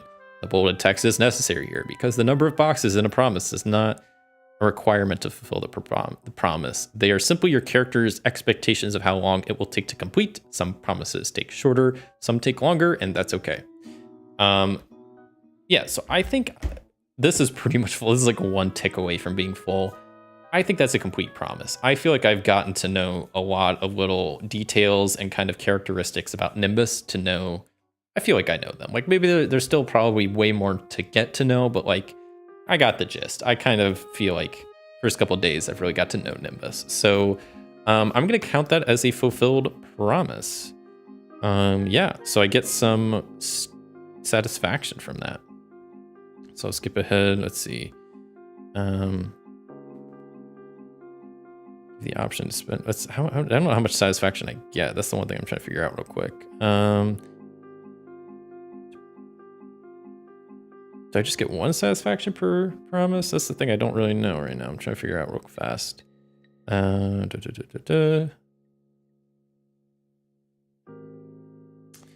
don't really know. I assume I get one satisfaction, but then even then, I wouldn't have enough to like upgrade anything yet, but that's okay. I was just curious at how that works. So yeah, I would say this is like I'm gonna go put like a little check mark next to it. To get to know my host is done. I know my host pretty well now, and there's still a lot to do. I still need to learn about the town's past. I mean, I know that they used to sell dig snacks, snacks and like meals to people in the mine. That like the tavern was built in this really nice part of nature with lots of like flowers and stuff. I need to learn more about crop growth for sure. Need to write a jingle for Aspen. I need to finish growing that grain and herbs, and I also need to start growing those berries. But yeah, I think I am going to wrap up there for this playthrough and this stream with of Iron Valley. This is a really cool game. I like it a lot. It's very chill. It's definitely, way different than Ironsworn and Starforge, obviously in theme and also mechanics. These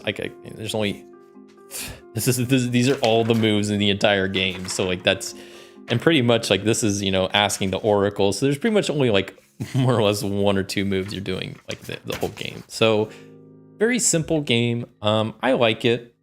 I like the theme of it. I like progress tracks. Obviously there's a lot more like since it's kind of like a fan-made game, like there's a lot more like on me to like come up with and kind of fill in the blanks of stuff. But I think that's fine. It's really cool for what it is, and I do like it a lot. So I'm really curious to see this game updated in the future. Maybe what stuff they add, what stuff they fix.